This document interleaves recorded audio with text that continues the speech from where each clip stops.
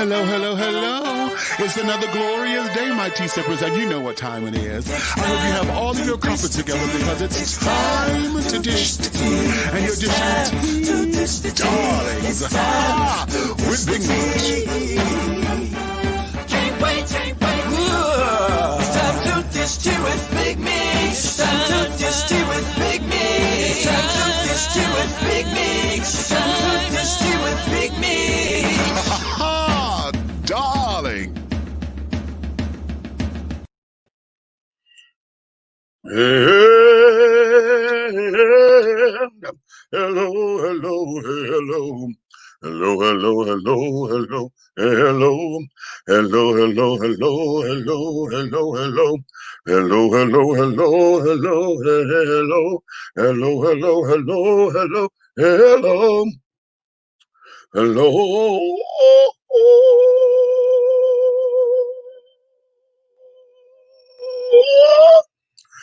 Don't know what the hell's going on with my voice today. What's up? And I tried it. I knew y'all heard this. Y'all saw me pause, right? And I said, "Ooh, I don't know if I'm gonna hit this." But I said, "Okay, we're gonna give it an attempt." And boom, and it didn't come out like I wanted to or whatever, but we did it. Okay, ha ha ha.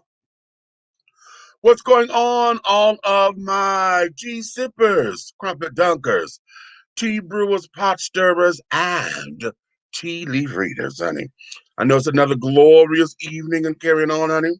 I know you got all of your crumpets because you know what time it is, honey. It is time to dish tea, and you are dishing tea, darlings, with Big Meat, honey. Hey, what is going on?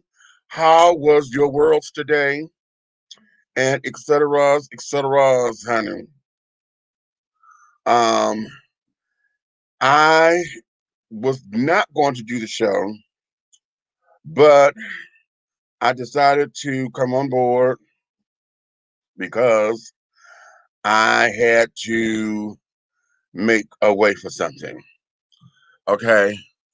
And I have to find a way to cleanse and to purge. No, not that I need to find a way, it's just that I need to make the time to where I can do that the way that I like to do it. Okay. Because I have just been bombarded with information about people who are close to me. And I'm from one extreme to the other. Okay. And so because of that, uh it's that way. Okay. Um you guys know I talk about my cousin, and my cousin is in the process of transitioning over. Okay. And today the nurses stuff came by and they were saying that she's shutting down and that it may be 24 hours from now and she's not going to be here. And so when I got that note while driving down to go see my son. You know, my son is involved with some legal issues and things, and right now he's incarcerated, waiting for trial, and today is his birthday. So my son has just turned 30 years old today. So there was no way that I was not going to go down to go see him today, even though I hate going down there. Okay, he knows this. I have said that just like that. You know, I hate coming down here because um it's not like you see on TV where he's behind the glass and I get to look at him and watch him walk in and this, that, and other. It's not that. What it is that I have to drive an hour and a half to 2 hours, depending on the traffic and if a bitch get lost. Talk about that in a minute. I get there and it is me basically FaceTiming him because I'm going to go watch a fucking TV screen. Okay. And he comes from his cell and he gets to sit down and then pick up a phone and we're talking while watching a television screen. That there does not interest me. Okay, it does not. And then of course the phone calls are recorded, so I can't really sit down and talk with him like I want to because I'm trying to get into the case and things without him being recorded so that they could use that later. So I don't talk about it on the phones and things and all of that. At least not in any kind of detail, you know. So I went to go do that. And then while there, got this particular, en route there, got this particular note that they're talking about giving my cousin 24 hours. Okay. And I'm like, oh shit. Okay. So I had to come from Columbus, Georgia, back to Atlanta. Then I had to sit down for a minute because I'm doing all this driving and I got a little tired. I said no. Then I'm checking the other family members and stuff, her natural family, because this is we're family because we chose each other to be family, and so I'm contacting them and carrying on. So now everybody's on the way over there to the house. Now you know damn well if everybody's going, I cannot be the one not there, right? So I get up, I go over there. I missed the cousin who I wanted to see. I missed him and carrying on. So those of us were there. We're talking and reminiscing a little bit, watching my. And she's sleeping and things, and she come out of her sleep wanting some water. So we got her some water, just making her comfortable and things of that nature. And then now wait. Let me back up just a little bit because right when I got the call for that the family going over there. I'm sitting down, and then my firstborn child. Now, y'all know I don't have any biological children. These are all of my gay kids, but my very first gay child calls me. I'm like, okay, what's going on? What's going on? Blah, blah, blah. And then he tells me that he's on a heart defibrillator. I said, excuse me, what the fuck you mean you're on a heart defibrillator? And he said, well, I have congestive heart failure. I said, yeah, but not to the point where you need a goddamn defibrillator. And are you telling me you done got worse? Well, now he's on this defibrillator, and he says that where his heart is supposed to be beating at 50 or at a 50 or a 60, he's beating at a 20. So he's at 1/3 of a heart um, care or functioning. And I'm like, what the fuck are you telling me? Okay. And so now he said, well, he's got to have surgery and this, that, and the other. And I'm like, okay, Lord, wait a minute. Wait. I just need time for the world to stop. Okay? Just stop. I don't want to get off of it just yet. But nuh-uh. Y'all know how at the amusement park you're on a tilt the world, and just before you get ready to throw up, you try to brace yourself because you're like, okay, wait a minute. Okay, hold on. If it just stop, I'll be okay. Or you try to center yourself in the chaos so that you can do it. That's I'm not necessarily there. I don't necessarily feel the weight of the world on my shoulders because I don't feel heavy.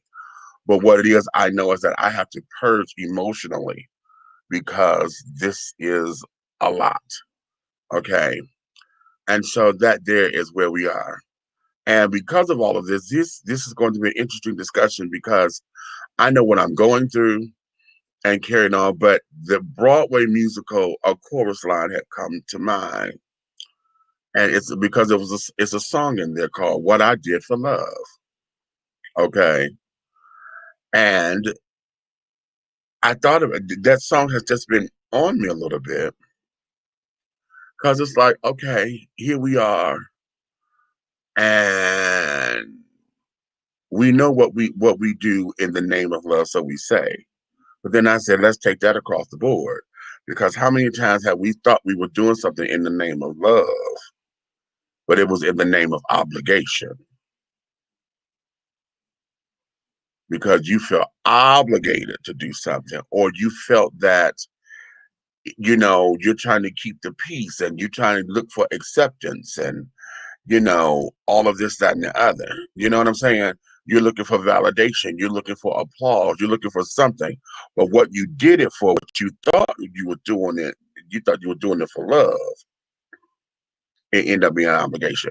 How many times have, even with your friends, because I know for me, um, a former friend who's passed on now, I know some of the stuff that I was doing in the beginning that I did it because I actually loved our friendship. But I have to admit that I noticed a change in me when I know we weren't going to be sexual partners or whatever, because we never were. But he would throw up that we couldn't be, but he was sexually active with a lot of other people, particularly folks um, that I was attracted to. They saw me as a friend, but they saw him as a fuck buddy. And that was, oh, child, my 30s was fucked up, because that there was an emotional thing on me. And whenever he saw that, um, he would use that as a weapon. So oftentimes, because I was obligated to our friendship, haha, I did stuff because of my obligation to my definition of the word friend, you know. Um, and because I was obligated to not be uh lax on my word or carrying on, I did shit out of obligation to not just myself, but to him. Okay. Or what I thought our friendship was.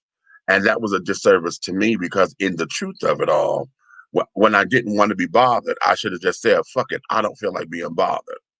But no, I was trying to keep the peace and, trying to uphold a friendship that was in part a lot very one-sided. Okay. Because what I discovered after we parted ways was that a lot of the stuff that he did was out of manipulating me to stay in his corner, because his health was failing and I was taking care of him and this, that, and the other.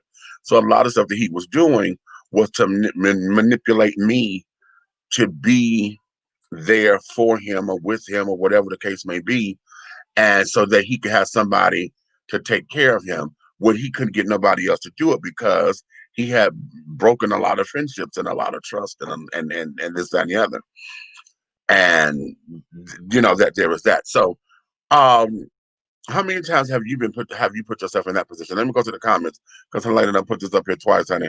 Wait a minute. She said, I did a lot of things in lust. Okay.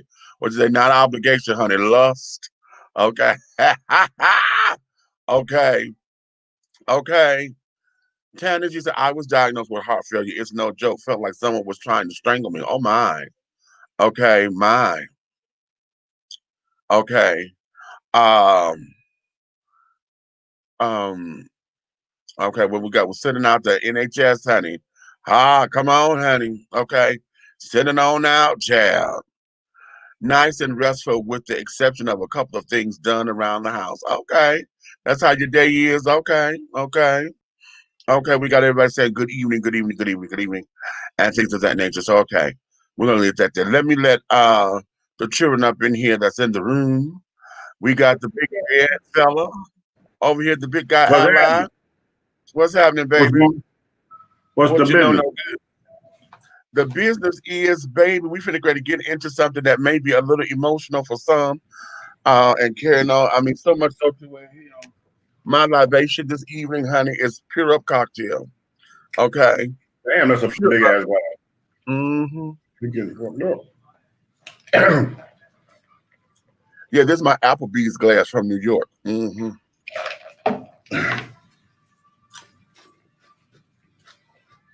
And when I get back there, I'm taking 3 more, Mm-mm.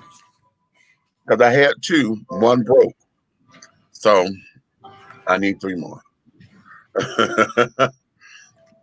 Yes, indeed. Yes, indeed, honey. You better understand. You're gonna understand completely. Okay. Um. uh, you ready now? Are you ready for your close up, baby? You ready for your close up? All right, honey. Our affiliates are going to join us this evening. They want to come in and show some love with me and carry it on. So, um, we're gonna sit down here and bring in the Buckster over here, honey. EB. Buck. What up, though? And then we also going to bring in the one and only, honey, your boy Derek with the Helena twist, child. Oh, cool. Yes, let's get it started tonight, honey. I feel like spitting. Let's go. Okay, then. Oh, Okay. That one All right right there. See then. that one on? See that one on your right? That's the one you gotta watch. Him. Yeah. Miss Red, please stand by. Miss Red. Please stand by with the quickness. And then we get that, and then we all the overhead.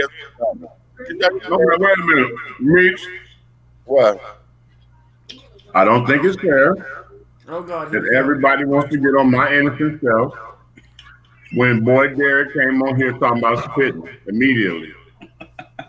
But I'm a virgin. I can do that. Oh, well, no gag reflex. You're a professional.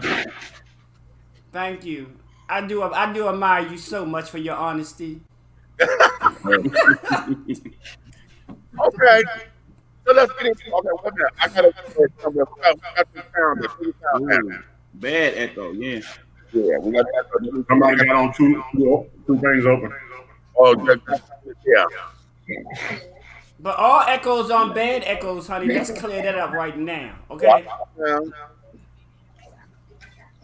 I said, walk out now. Okay, here. Hey, when they said that you put your chocolate in my peanut butter, Ooh, here we go. We starting early. was that a statement of complexion?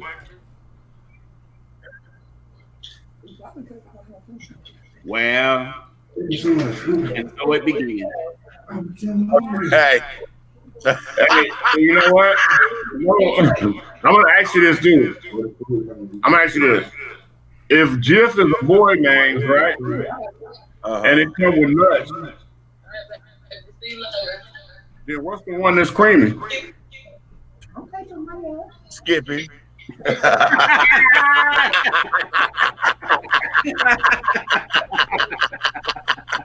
And you know what? And to add on to that, you know what? And you know what? Skippy has always been a bitch. Even before she was peanut butter, she was a bitch. I'm trying to tell you. Hey, Skippy a creamy bitch. Hello. Okay, just you stay right there, honey. Before we go any further, Now, Meech, go ahead. Reds, Eric, I need y'all insight on something. I have an issue. Y'all see my Facebook page, right? Today, yeah. I mean, just in general. My main issue with Facebook is 90% of all the men who hit me up on Facebook, they don't read because I gotta tell all, excuse me, dude, I'm a whole man.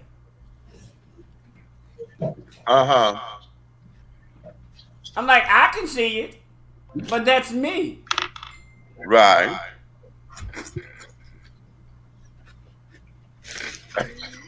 Well, Okay. What the problem is? let me tell you, hey Derek, let me tell you this. I'm listening. Let's leave that alone for my innocent purposes only. Moving right along, Meech. We sidebar this later. Come on with the topics, You because know I'm what? not Hold playing with him. wait a minute. What in the world is that? A screwdriver? Actually, it's a concoction. All right. Okay. He said cock. It's a concoction, but trust me, he screwed a couple of drivers in his day. Oh, girl, in more ways than one.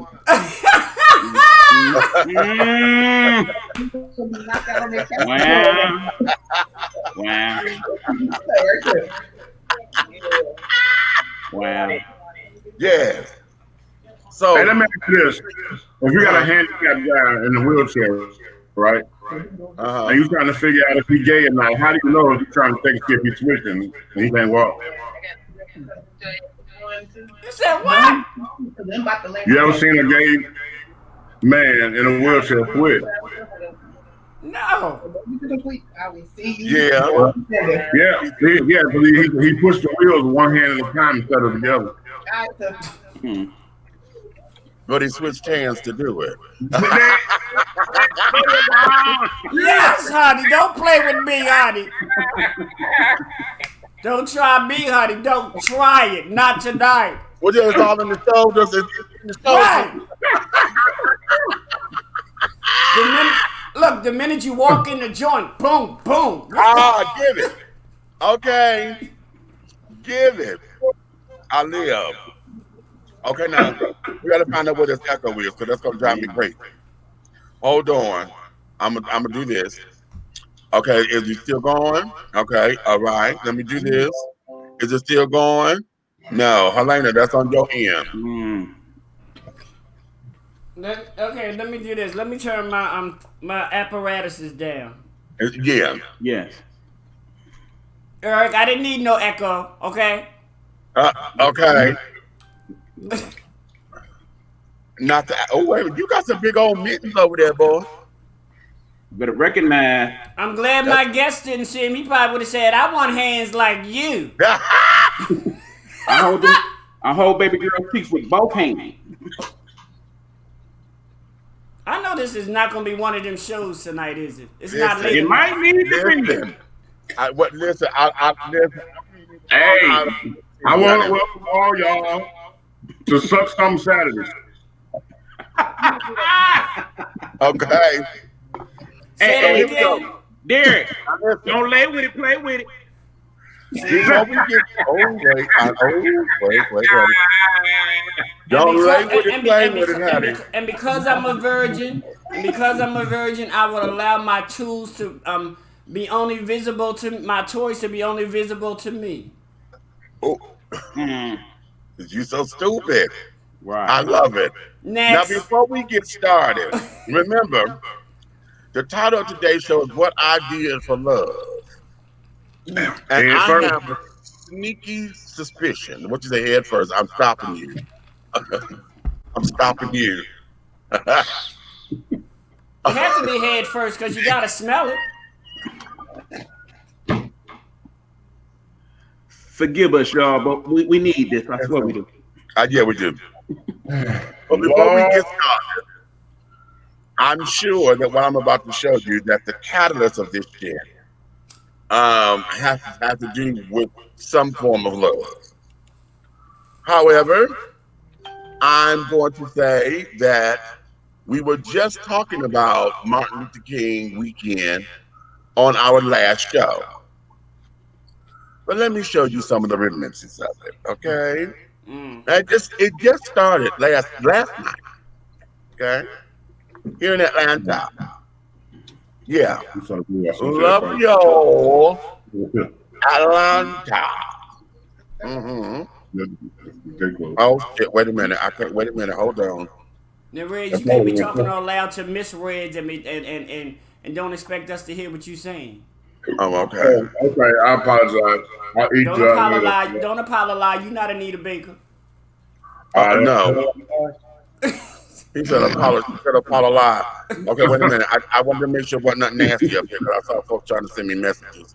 And I said, oh, wait a minute. I can't do that just yet. Hey, Nick, we see you. But if it is, save it for later. Okay, right. Well, trust me, I am. Okay, I'm here for it, honey. Here we go with this debauchery. We're gonna fight. Are they the children? Yep. That's the alphabet with pepper.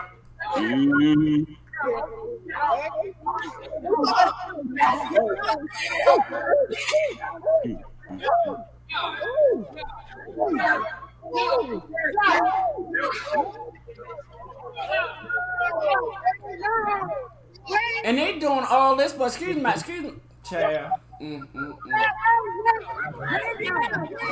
that nigga have on a photo? Yes.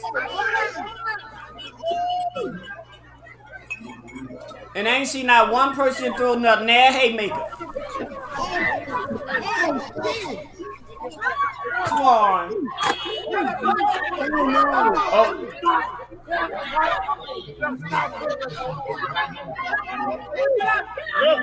Help him.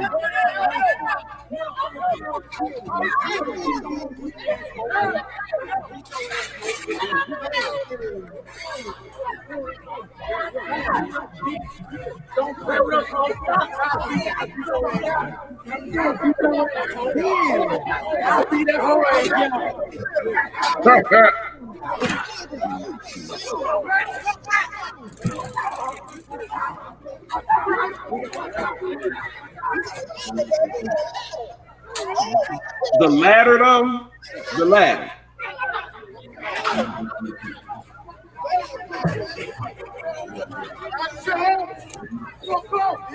Oh, that's a big one out there, honey. Okay.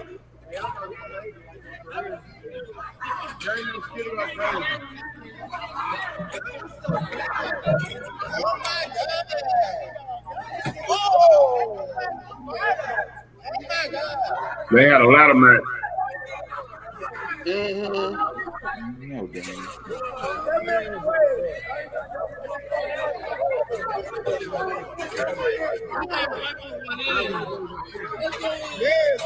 Yes, Leah, that part.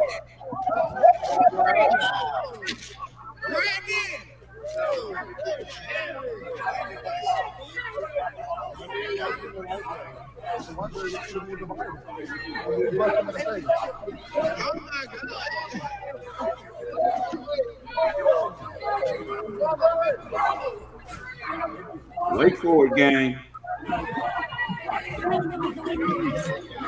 They want to fight inside too. For real.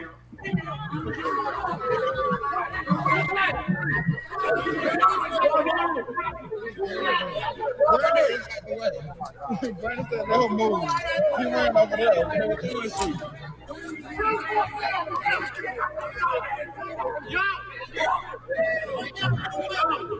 Excuse me, is that a woman? Her.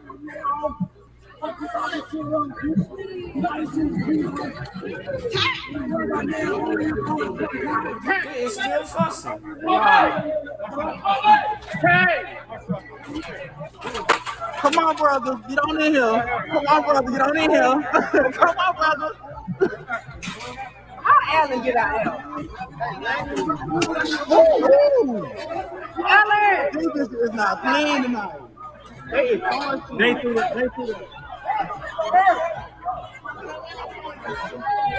What the fuck, bruh? This shit got serious real fast, baby. They is not playing. They coming back. They coming back, baby. They coming back, baby. They coming back. They coming back, baby. They coming back, baby. Yeah, pull out that stick, honey. They like sticks.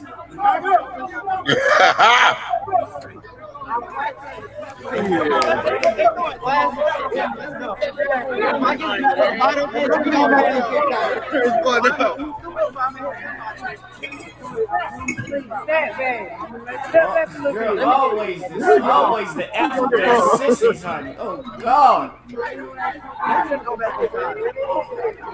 You know what? Baby. They could have stopped all of that meat. Wait, wait, look at that. They could have said, Red, did you finish that? And I popped the trunk, pulled out the stick, and let everybody got to run around and go in the air, and everybody was laid on the ground. That's all you needed was this. Oh, y'all want to fight when it stops? Okay. Where did I begin? I don't know, Eric. Tell us why your cousins out there acting like that. No. That wasn't none of my people. I hope. They said they flew in from Detroit. I'm sure some Detroiters in that crowd somewhere. Oh, trust somewhere. Mm-hmm. But okay. I'll get it started. Go for it. I'll get it started. I Yeah, dare. because I you dare the you. one that created all this mess. Them is all your children. So you need to No, find out what's going no, on. no, no, no. Oh, Your Why would step. your I kids seen in a the couple of street? your stepchildren in there. uh-uh. That's on All you, your Auntie. kids in the street like that. Here is my problem with it. The major one is this. This is nothing but gang shit.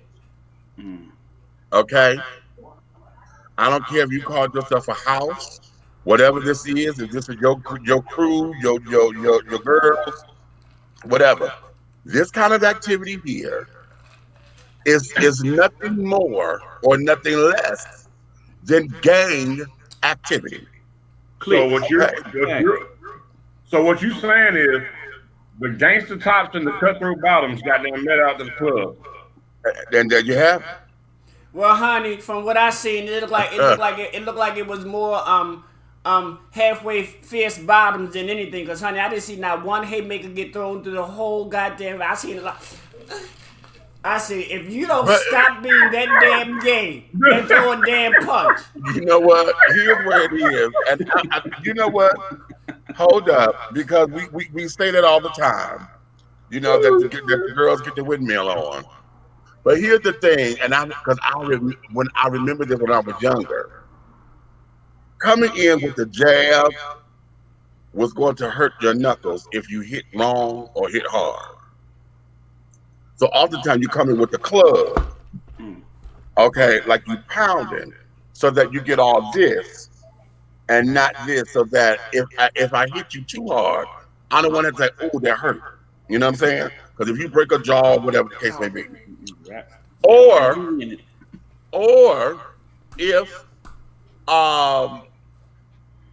you swing and you miss and hit something else, like the brick wall and shit. Okay, you're gonna fuck yourself up. Okay, so oftentimes it's that, or it's coming with the windmill with the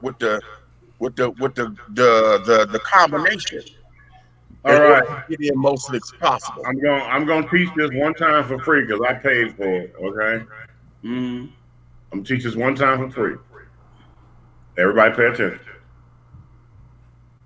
This is okay when you're freaking out.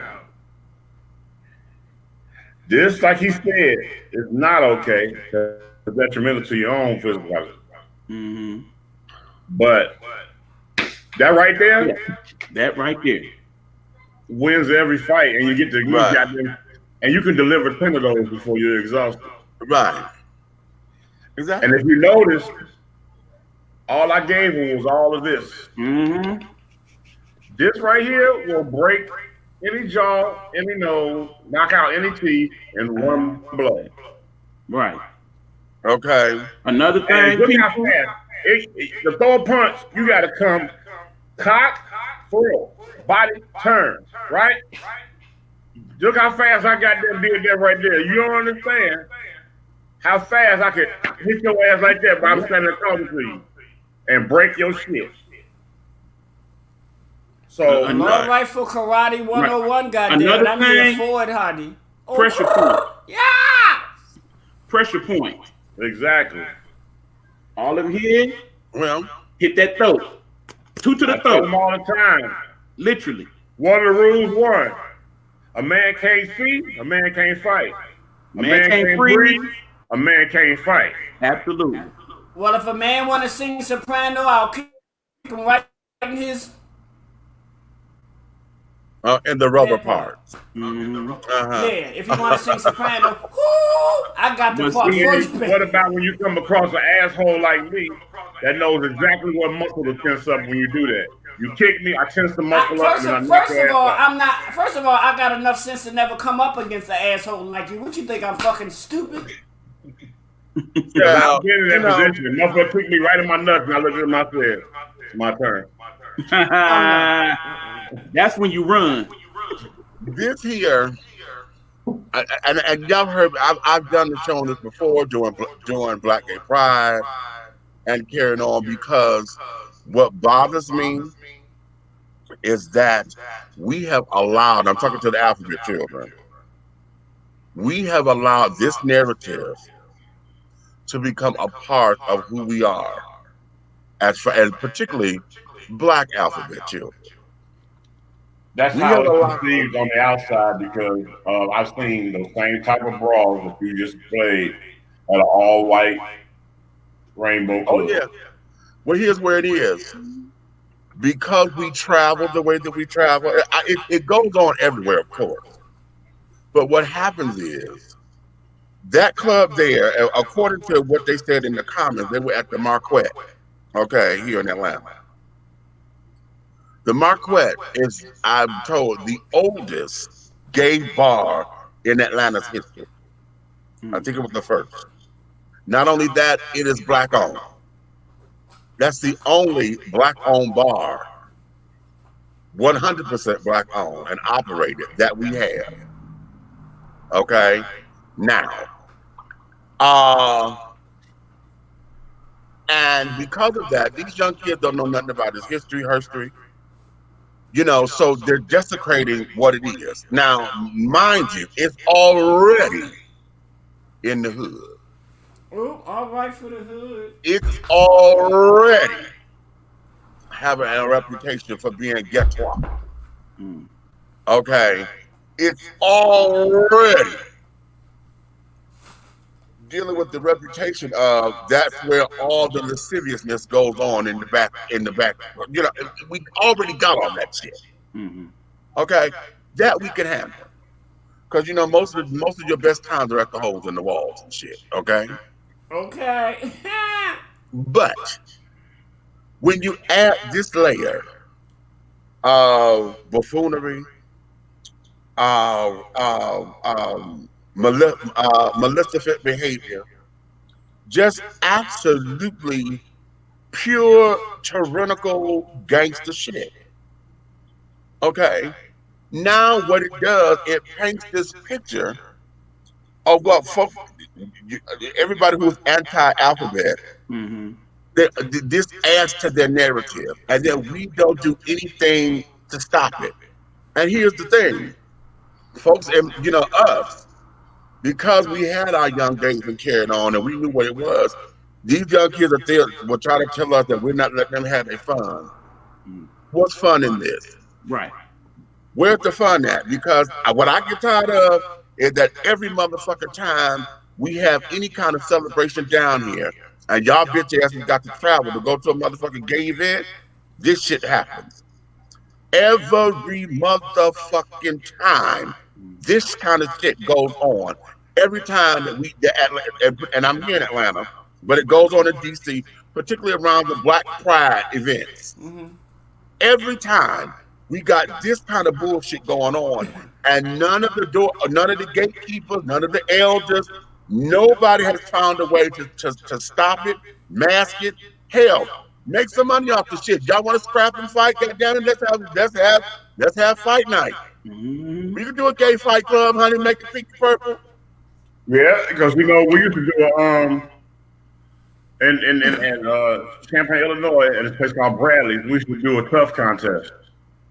Okay. And the tough contest is the regular people sign up, and the money you put in the pot is that's how you go up to. It's a bracket thing, and you end up being the tough person, and you don't fight. You got some nights at the very end you might fight twice in one night, but just about each night that it goes on, you fight one time to move up or fall off. And so that helps get rid of that bullshit, and everybody comes out to see that in a ring.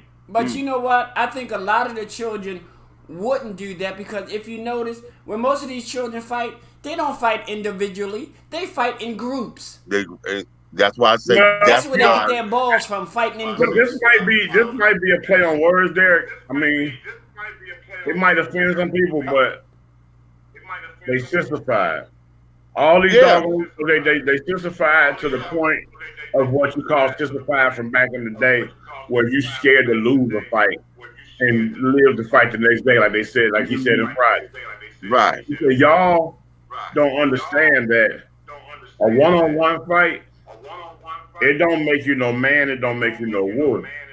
It makes you it builds your character. Because once you experience that doggone negativity, you will realize that it really wasn't that important, and it wasn't worth nobody getting hurt. There you Okay, go. and it's crazy. Oh, matter of fact, my correction just came through. It's another all black phase 1 in Memorial Drive in Decatur. Okay, that's right. Yeah, I forget about 100% that. black Yeah, on. Yeah, black on. I forget about But- phase 1. Yeah, that's true. But you know what, Meech? And the sad thing about it is, those things always happen in Atlanta. And this is something where I'm going to say, y'all watch what happen. It happens in Atlanta. It happens in D.C. But you know what? Everybody knows it happened, but the attendance never go fucking down. That's You know the what? part. Let's go right there. And that's why I'm saying about the narrative. Okay? The narrative, because we have allowed this to become acceptable. You know what I'm saying? We have allowed this. I mean, hell, now that we are reality TV show conscious and world star hip hop, but they don't say that much anymore. They don't do world star like they did 5 years ago. No. Right. But and that's because we got so many reality TV shows out here now, and so many bloggers and carrying on. And just like I did, I blasted because I'm trying to make a point. But the bloggers are blasted because they make their money off of it. You know, they make their money off of it to get the hits, to talk about it, to commentate through it. You know, they want you to comment so they can comment on what you said and keep the shit festering. Okay. This here, it's a demonstration of what I call love gone wrong, or you claim that you, what I did for love, and this ain't love, this is obligation, this is bullshit, this sissy shit. This here is to get this is their version of getting their street creds. Yeah. You know, Yeah, But you got to say what you was getting ready to say just then, because I was all into your intellect while you were talking. And you got, this is 50 shit, this is gay shit. Explain why it's two different things. this is why. Thank you for that. The reason why I say this is sissy shit is because all of this bullshit becomes that cackle back and forth bullshit that everybody gets caught up in, that has nothing to do with man or woman. This is shit that if you let it go, it won't take root nowhere. It won't take root nowhere. Then a lot of times you got little butch queens, okay, motherfucking butch queens, okay, that want to sit down there and they want to pop off because they think they're a badass bitch. Okay, now let's look at it. Okay, let's look at it. You want to be a badass bitch, but bitch, you couldn't kick that motherfucker's ass by yourself, because when you were getting your ass whooped, that's when your girls jumped in to help you. Okay, that's when it became a whole house thing. Come on. Because Come bitch, on. you Say got that drugged. part. You was getting drugged at first. You was getting drugged, bitch. Okay. Then your girls jumped in, and then became a whole big old to-do. Now 617 of y'all on this one child. Come on. Okay, but y'all think y'all doing something because you say that child had a lot of motherfucking mouth. Well, if that's the bitch with the mouth. When we were coming up, and I hate going like this because y'all gonna try to throw this as, oh, here go that old shit again. But fuck you. In with a broke dick. Okay. Here's where it is. The way how I was taught is that you always hit the bitch with the mouth because everybody else will fall back. Because usually the one with the mouth was always the mouthpiece. They always huff and puff, but because of his huff and puff, everybody was scared to attack him. So his little cronies always thought he had the power, or she had the power, until that bitch hits the ground. And when you knock that bitch the fuck out, everybody else fell in line. In other words, you hit the biggest one, knock they tough ass out, and the rest will follow. So now, you know what? The last brawl I had, like you saying right there, the last brawl I had working, these gentlemen got upset, so we started throwing them out of the establishment, right? Right. Okay, so they wanted to fight. Like, they wasn't going nowhere. So they wanted to line up, and so everybody grabbing somebody. I grabbed this guy that's probably I don't know, chill side, right? Right. I grab him. I'll show you how my mind works. Once I pop, my mind works like this. I grab him. I'm snatching him, bringing him out the door. It's a guy behind him, my size or bigger, steady talking about, oh, I wish one of these niggas would grab me. I'll knock him over, walking out. He's going like that. The nigga I had in my hand, I pushed him back in the club, reached over him and grabbed that big motherfucker, and I bust his shit. And that's I'm going to the same point. Because I said it right out. I remember the plain as day. I let the nigga had like this by his throat. I said, you know what, nigga? I don't want you. I want him. And I snatched that big motherfucker by the club. Right. My grandmother always said, you hit the biggest one. You hit the, like you said, you hit the one with the loudest one. The biggest one and the loudest one. That's who you hit. And it's so funny. The rest of them only backing up the biggest and the loudest one because they scared of them. Right. And see, one thing Meat said that was very important, I'm going to expound on it a little bit. See, when alphabet children get together and you end up fighting somebody that happens to be a member of the house, that shit festers and it goes on and on and on and on. Just one house person fighting somebody can last for 16 damn years. And this is why, listen, I'm going to tell y'all, if y'all never watched Paris is Burning, which is the Architects Pose, the TV show. There's a line in there that Dorian Corey says, because they were talking about what a house is. Now, at one point, she said a house is, the blah, blah, blah, blah, blah, because it all started this, and this. Then she said, you know what a house is? A house is a gay street gang. Pretty much. A gay street gang. But at that particular time, which is what I missed, the houses battled on the dance floor or in the balls. Now in Detroit, we didn't have balls like that. We did. Okay, but we did. We were on that floor. Okay, and listen, honey. A bitch can hold her own in the circle, bitch. I know that's right, sister. A bitch can hold her own in the circle. A bitch can hold her own in the bitch. Go on. Don't act.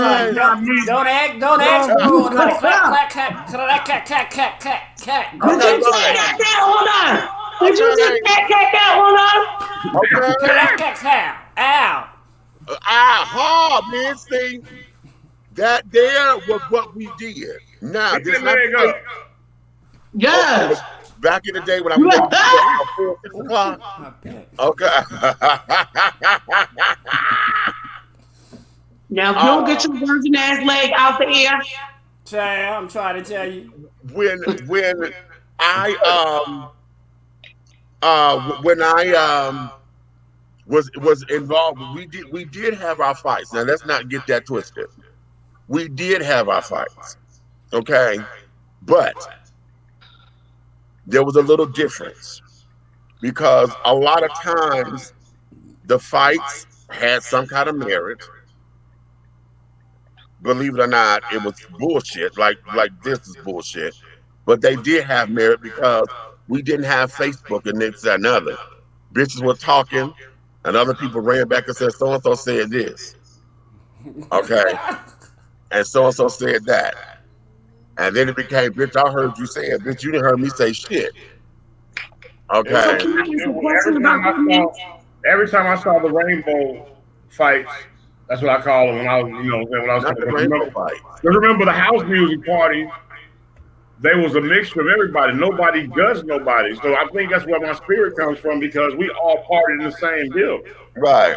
And nobody cared. You got the guys over here, they jacking up, jack the house with the girls, and they dancing and doing their dances, and then you look over here, this whole side of the room is all the guys from the Rainbow Coalition. They throwing each other up in the air, busting splits and dead man dropping and all that, you know what I'm saying?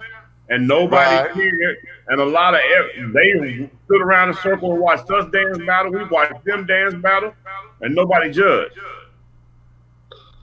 And so you have what happened? Now, when we talk about like the houses and stuff like that. And when y'all said like the house, this one got a problem with that one in another house. So the mothers or fathers of the houses didn't make them squash the beef. Here's where it is, and Or you did they, talking or did they inflame it? depending on the house. Okay. Depending on the house, depending on and who did what. Because see, oftentimes the battle would be on the dance floor because we had to best them. We had to just like impose, just like impose. You see how Electra is. She's very cutthroat and you know, Girl. cuss you out and carrying on, and she don't give a fuck about this, that, and the other, as long as she gets the grand prize at the ball. Right. Okay, because she feels as though she's earned her status. And Yeah. see, what we had then is what we now call keyboard courage now. Because see, now that we got technology and the keyboards, everybody can sit down here. This is why the art of communication is lost. Because everybody got Yes. so quick to being so in your face and telling you to keep it real and all that kind of bullshit with these keys. To where when they see you face to face, they feel like they forget Mm-hmm. they ain't behind that goddamn keyboard. Okay. I'm glad you said that. Keep going. I'm glad you said it. I'm gonna They put a pin forget right that. there. Because they'll sit down there and pop some shit off. And then you have to sit there and look at them and be, bitch, wait a minute, who the fuck you talking to? Oh, I'm just saying, no, the fuck you ain't saying, bitch. You done did more than say, bitch. That's an accusation. That's an implication. Mm. Okay? And that's a defamation against my motherfucking character, ho. So, hold up. Okay? So that's what the fuck we going on. And see, now, and you know, you and I are big on tones. You know, we real big on tones. And so now. Well, then you understand this tone. You understand this tone. Why the fuck you didn't return my call, Auntie Nikki, today when I was trying to contact you to get your information, to get your black ass on the list? Well, here go the motherfucking tone right back. Because, bastard, I didn't have this phone until like an hour ago because Liliana had this goddamn phone all day. I was on my iPhone and my iPad. Sorry. Well, you tell Liliana, book writing, commercial making ass to buy her own phone. She do. This heifer got a goddamn iPhone 11 something. I got a fucking iPhone 6. This heifer got an iPhone 11 somebody. I don't even know what the fuck. I can't even pronounce this bullshit. But for some reason, moves. I ain't buying. Y'all know I ain't buying bullshit. I ain't buying my own damn iPhone. Like a young boss. Okay. Right. For some reason, all the iPhone chargers done went crazy around here. Meech, remember I told Cole to bring the other one in last night? And then today it worked last night and then it didn't work no more. So I had to order some off Amazon today. Okay. All right. Well, you're in timeout anyway. Go ahead. Shut up. So that's where we are. Tell me what we get done. And I put all that up in here because, again, sticking with our topic, what I did for love. Okay. And carrying on, I'm trying to go to how I wrote this up for today's show because I want to get verbatim with how I wrote it up. Oh. But I was going to say, when you doing that, can I say something real quick? Go ahead. So apparently, because I really didn't get out the bed till 2:00 today. Haven't been feeling that good. So I'm just looking now, like as I was waiting to get ready to come into the room and stuff. So I just see in my face just plastered all over like 3 different YouTube channels a little while ago. What happened? So y'all know I do other chats in Big O about dumbass, right? Yeah. So 3 of the other like most popular channels who really commentate on that constantly. I'm looking now, and as I'm looking at the thing, I said, well, shit. And then I got this phone, and I'm looking. Is the girl one of them, the one you keep telling me about? Who's Spicy? Yeah. No. She the one who let me know I was there. She said, Nikki, I can't see the name clear, but I'm pretty sure that's you. You're on the T, and you on SL Davis. I said, I'm where? Motherfucker, y'all can put my goddamn face and shit on y'all shit. At least y'all can do is say shout out to Aunt Nikki Edition T. Something, say something. Can we get some compensation going on? Well, I don't need no dollars, but say my name. It's the principle. Say my name, say my name. Right. Because you're acting kind of shady, bitch. Okay. Right. They ain't calling me baby. Listen, y'all better get your life together. You better ask somebody, literally. Okay. I don't have a problem with y'all putting me up there, but if you're gonna put me up there and they can't see my name clearly in my box, then make sure you put my name up there clearly. Right. Okay. Now here's how I wrote today's show up, because I started off with all this damn debaucherous shit and it's all fucked up ass bullshit. And any of you let me say, oh wait a minute, let me say this, and I want to say this loudly and motherfucking clearly. Wait a minute, hold on. I got to go live. I got oh shit. No, wait a minute. Get that wrong. Hold on. No, I got to get that's what I want. Let me say this. Click that box in that corner. I want to say this to all of you who are of the alphabet community, who may feel as though you're going to read me, or you don't believe that what I'm saying is this, or how dare I say this, and this, and all that old fucked up fuckery, sissy ass bullshit. Let me tell you this. I give two cents less than a sweet fuck about what your feelings are about it. Because, goddamn it, if you sit down here and accept this bullshit as normal, then that means you are part of the goddamn problem. And bitch, something wrong with your motherfucking thinking. Something wrong with your goddamn crooked ass dick, or your lip dick, or your damn, or whatever it is. Maybe your pussy ain't right. I'm coming on to you like that because, bitch, I'm not going to accept no motherfucking foolishness. I'm not going to accept it at all. And why? Because we got to do better than what the fuck it is that we sit up there letting everybody else say that we are. This is us. Y'all keep wanting to talk about black on black crime and how come Black Lives Matter don't care for us and blah, blah, blah. Why should they, motherfuckers? When you doing this, what's the difference between this kind of behavior here? What is the difference between this kind of behavior here and what the fuck they did on the Capitol building? Oh, wait, not a damn thing. Oh, you better come on. Come on. And y'all at a black establishment, bitch. Y'all at a black establishment. Most of y'all have probably traveled to come from out of motherfucking town. So fuck off. Little cutesy little you ain't allowed to do that bullshit in your own town. And then y'all want to sit down here for MLK weekend? Hello. That part. Listen, like I tell everybody all the time, I was more of a Malcolm X than an MLK, but we do have the respect that MLK was about peace, and this is what you do to honor his memory. That's the fucked up part. And like then I'm gonna say this. Can y'all have some fun? I'm gonna say this, and you talking to an implant, bitch. I'm a transplant from Detroit here to Atlanta. But if you don't know how to take care of your motherfucking party, keep your black ass at home. Come on. Keep your black ass at home. Okay? Because I bet dimes to donuts, y'all bitch asses ain't doing this back home. Nope. I bet dimes to motherfucking donuts, bitch. I would go and get you a motherfucking baker's dozen of the freshest Krispy Kreme chocolate. We're not talking about that right now. That's okay. Selfish right now. I get sick and tired of this shit. And we as the elders need to call this shit out. And on top of it, let me call out you motherfucking bar owners. Because y'all encourage this bullshit because you still let it happen in your motherfucking establishments. Because if y'all know this motherfucking bullshit is going on, you ain't stopping this shit. Why? Because you done already got that motherfucking paper. And just like my sister said, we talk about this shit, but the attendance never decreases. In fact, in some it's increasing, ain't it?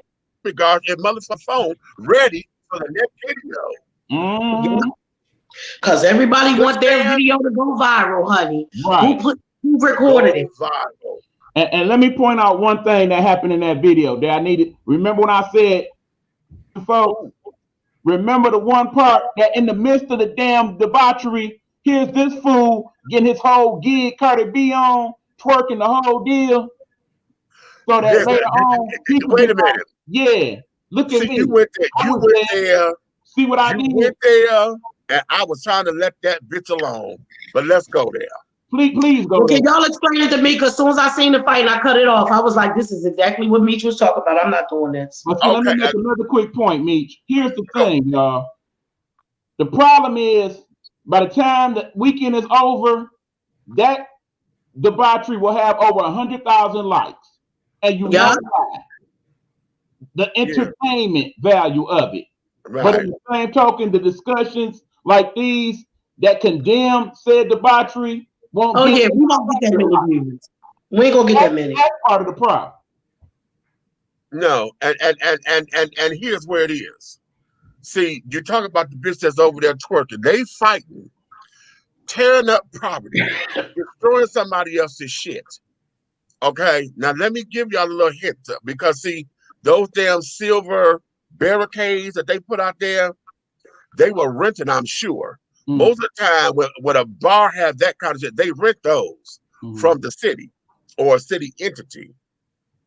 Okay, so here you are. Some people get them one. Yeah. Okay. We used to own them. Go ahead. If you own them, fine, and maybe that's to their credit. But the bigger question, the picture that I'm painting is you're destroying property. Now, not only are you destroying public property or a private business property, what about city property? Now, what if? And I'm sure they're going to start doing this, especially if they want to come down on the alphabet children the way they like to, in some nuance of legislation. What if the city of Atlanta decided to press charges against your bitch ass or y'all bitch ass? Then you could be saying it's because you're gay, because you're not going to want to take up the responsibility that you came and tore up people's shit. It had nothing. That part won't be about your sexual preference or your sexual orientation or what your gender is. It'll be that you tore up the shit. But then that is when you will cry and say, "Oh, they did that to us because we was LGBT." No, take some fucking responsibility for tearing up people's shit. To us because we black and LGBT. Black and LGBT, yes. And here y'all go trying to. No, I'm looking at it from this, because when they had to fight at the hotel, y'all set up in here and tore down that motherfucking hotel. Was that in DC? Remember a couple years ago, they got to fight in the motherfucking DC? All up in the lobby. That goddamn hotel up. Yeah. Okay. Down here, it's everywhere here. Whether it, because shit, the one child, it was one cat that got into a fight at the gas station because you sit up there hollering at the white children at the gas station and all this old bullshit. Then the same people was at their hotel, and you sit up there fighting with the bitch y'all came down here with. Now y'all 5 in the motherfucking hotel room, and y'all fighting in the goddamn hotel room. Really? Really? We had that happen in my donut factory. These motherfuckers, they come up in here. Now how they did this, I have no motherfucking clue. But y'all knew this was death to begin with from the jump. How is it that you go to a Black Gay Pride event with your new husband, but yet you sharing a room with your husband and your ex? Your ex is in one room, the new husband is in the other room. No, I'm sorry, wait a minute, that ain't right. Y'all are exes and y'all still live together. That's what it was. Y'all still live together, but yet y'all sharing rooms. Y'all claiming y'all ain't together no more, but y'all sharing the room. And the other couple was one of y'all's best friends. So they carried y'all along. They got to fighting, and the guy knocked out 2 of the guy's teeth. Yeah. And I was like, what did you hit him with? My hand. Y'all remember we was little? Remember when we was kids and your mother said, "You better not act up when we get to wherever we going." You might not get your ass beat as much at home. Your mother might be like, "Go in your room or shut the fuck down" or stuff. You know, it was easier for you to act up at home, but you knew if you showed your ass, you get woe out where you show out. Patricia ain't woe out where you show out. What happened to that? Listen, don't show your ass when you somewhere else. That's not your own. Essie Lorraine did that with me. Demetrius Dennis, Samantha Stevens Divinity, and any other name I got, did Come that on. to my siblings, and I still do it to their children, to the grands, and I will do it to the great grands. God Come damn it, on. no. You understand? If you want to show Eric, your say it ass right again. here, Say it again. You What? get worn out where you show out? when you show Show out where you show out. We'll give something to talk Absolutely. about. Bonnie Ray style. Because You you're show not going to up. embarrass me. You will not embarrass me. Right. And that seems like, and it's not just, we gonna say this too, because it's not just the alphabet children. No. It's a lot of them, but it's It's not. not just them. These motherfucking kids, I don't even know what the fuck they are, Gen X or whatever the fuck they are. Right. The respect level is going, even when you got somebody in the home trying to teach it to them, some of them still don't get it. And they do not have any respect. And it's like, you don't care that you are about to embarrass your mother or your grandmother. Mm-hmm. You show your ass. Martians. They're from another planet. And let's take it one step further. Not Look only who showed his ass up in here. Look who showed his your ass up in family, here. you embarrassing your people. What's up, Hey, how you doing? The Black Pavarotti, what's up, baby? Thank you for coming in here. Come on. Here. And now I'm keeping all this on what and I call this show What I Did for Love. Because let's go to that bitch that's twerking. Mm-hmm. Don't talk about me. Yeah, I called you a bitch. And I mean it. Because all this you was twerking in that damn video? all this bullshit going on. And now she want to sit down there and get her goddamn Magic City on in the midst of all this bullshit. And you wonder why they keep calling us ratchet and ghetto. And coons and all these other motherfucking names. Bitch, what the fuck was you twerking and breaking it on down in the middle of them breaking that? They done had a moment of silence before they started trying to re-up again. Now you done found your moment to where you twerking and carrying on and doing that. That wasn't no. Listen, I equate that. Did she bust it open? Did she bust it wide open? I equate that to, y'all know, in the boxing matches when they had the bitch come out to show the numbers, but the baby titties, all this ass and the bathing suit, just walking the floor with the numbers. That's what I felt that their twerk was. Bitch, you sitting up here advertising for what? At a club, you supposed to be inside dancing, bitch.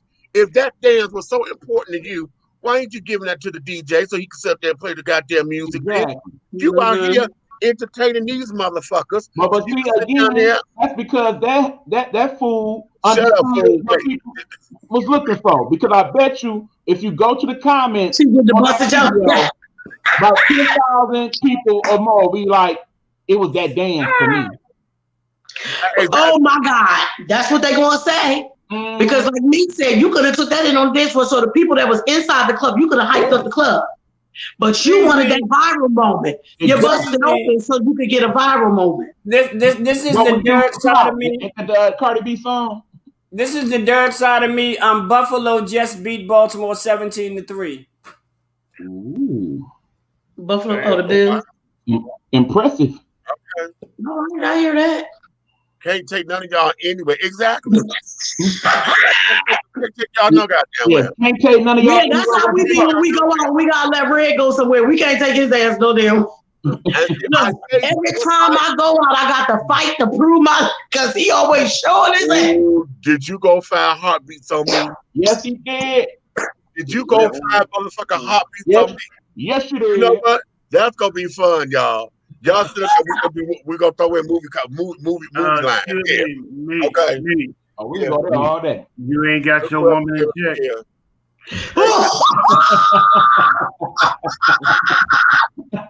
Hey, Marcus. Hey, baby.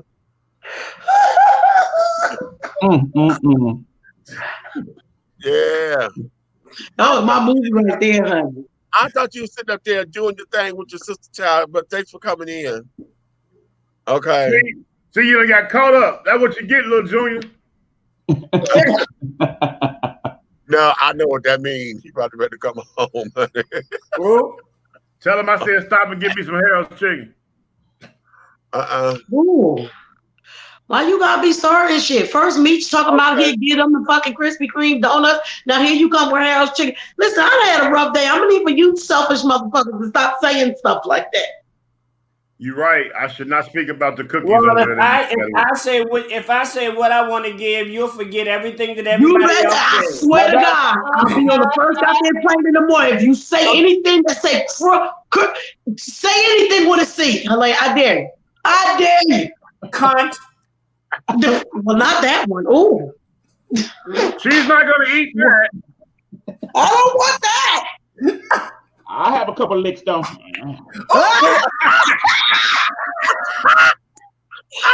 on, my hoe. Come on. God damn it. Wait a minute. What just happened here? I don't know. You bring your ass back in. You started that shit. You bring your ass right back in here. You started. For those of you who did not know, we are a equal opportunity employer here. All the way around we here. Discriminate, honey. Anybody can get it around here. Bruh, and you just never know what's going to happen around this motherfucker. It's like when we talk about. Eric is the first. He was the first one to start there licking the goddamn cream, filling out the Oreo shit. I tell them all the time, girl, I'll lick it till it's dry and dusty. Don't play with me. How many licks does it take to get to the center of a Tootsie Pop, honey? Come on. Why? The world would never know. Tootsie Pop.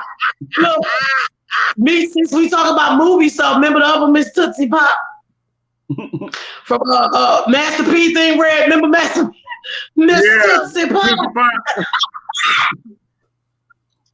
Honey, the answer don't have to do shit. Ooh. Y'all just so nasty. Oh. Yep. I know you did not. Just call nobody. Where's this conversation going? I thought we were talking about fights. What the hell is what is going on here? What I did for love, honey. So that kind of played right into it. That kind of played for what happened, what we did for love. This is why I titled today's show that, because it goes across the board. What I did for love. Now, Miss Twerking Bitch, after damn fight, did it for the love. She did it for the gram. She did it for the light. Exactly. Bust it open for the light. Oh, Red, there you go. Red, there you go. Bust it open for the likes. Bust it open for the mics. Put that up on that mic. Oh, sorry. Me and Red was creating a new song right now. Sorry. You know, I have a buck beat for that by tomorrow. Not a buck beat. You said Red gonna have it tonight. Watch in the morning. He gonna say, check email. I'm dead serious about this. I have done more things for lust and good sex than I have for love. Oh, hold on.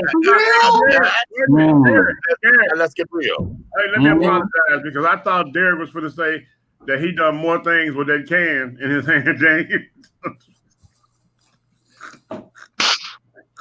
You motherfucker. Don't show all of your secrets, honey. Don't do all of your secrets, girl. Thank you, sister. Thank you, sister. Wait a minute. Hey, Stu, is you about to do the little Kim on her? She said, I can make the Sprite can disappear in my mouth. I was ready to become a bull constrictor, honey. See how I got the little extra little thing over that bitch up on me. I'm going to get my ginger ale. I'll be right back. Okay, Miss Pat, come get him. Where are you, Miss Pat? Wait a minute, Lisa. Princess say my ribs hurting. Because you know what? Let me tell you something, and y'all listen to this. You can learn from a snake without being a snake. How about it? How about it? Hey. How about it? That's real. Let me tell y'all something, honey. If you learn how to sliver those hips like that, honey. Ooh, watch what I try to tell you, honey. If you learn how to walk and learn how to sliver. If you learn how to use your arms while you rolling, if you know how to move your arms with the wheelchair, honey. Hey, here's the last question of the evening is: would you date somebody with no legs and no arms, and they tell you, lay me down and fuck the shit out of me? Wow. So you want to talk about having sex with handicapped people? You know me. I got a story. I'm just saying. No shade. If anybody get intimate with me, bitch, they having sex with a handicapped person, bitch. I would not lie to you. Did you hear what the fuck I'm saying? Now hula hoop. Wait a minute, girl. You telling all of your secrets? She said, "Bitch, I fuck a snake, bitch. It's all about that goddamn hula hoop." Bitch. And you know that she forgot to tell you where she forgot to tell you, and your ass better not be tired. Oh, there you go. All right. Superman lover. Okay. Wait a minute. Oh, look at my nephew that came up in here. I am dead to funny, honey. Not the hula. Sugar. You know what, damn it? Hey, you remember the green machine? Do you remember the green machine? Yes. Okay, that's how you have sex with a quadriplegic. You grab them two nubs and you work it like this. Now look, super jokes aside, yes, one of the persons that I dated, they were handicapped. Seriously. Here's the thing. Okay.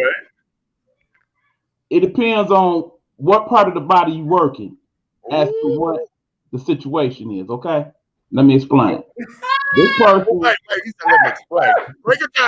Break it down. Now this person had the plastic leg. Okay, not the politically correct way to say that. But they had the plastic leg. I'm gonna give you a solo. I'm gonna give you a motherfucking solo. Take it, baby. All right. Go ahead. I dare you. Here's the thing. The person had the plastic leg. Okay.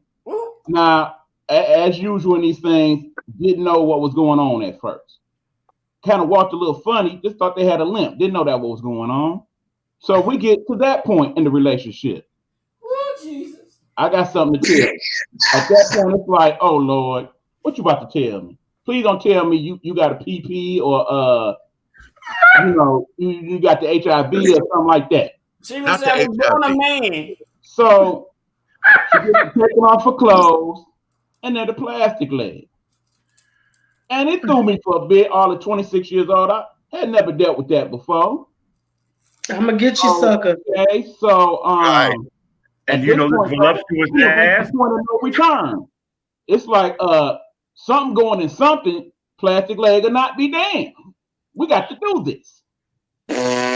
So what needs to occur to where this still happens? Well, you take it off. You take the leg off. Okay, do it fine. Take the leg off. So now you get the person. One good leg, one no leg. One good leg, one no leg. I can't. Now at this point, I'm like, okay, well, everything up top is legal and working correctly. No problems here. But you know, a big brother like me, I like to throw them legs up and okay. Should I just discuss this first, or should I just go about my business? You say discuss this first. No, I'm Eric. I'm trying to. You should have just picked her ass up and kept it moving. Should have been all right. So we proceed. Okay, I get to that part because you know I like to put my face in the place. Okay, I like to handle the proper business. So here I am down there. Well, at least I ain't got to worry about this leg being on my shoulder. No leg to deal with that. Because I knew that was coming. I just didn't know how he was going to say it. So the one the beauty of it was you get a little bit more traction because you don't have that extra limb all in the way. So you can kind of maneuver things and get the putting your mouth in places that you normally couldn't get to no other way. So it actually was more advantageous. So Eric, don't sleep on me. Eric, I just need to know something. Did you lick the nub? I'm gonna tell you what. Oh, I did not lick the nub, but I did want to know what type of feeling was in that part of the leg. So I did rub on it a little bit. Liv, you remember that? We got some tingling sensations going on. Red. Now, Red, to your question about no see where I come from, arms and legs look at the are not comment. required for me to get what I need to get. They're not required. Greg, I love the comment, Greg. I just want y'all to know. But all in all, I'm gonna put it back up here. I fucked the guy with one leg and didn't know it until I got back in the car. Listen.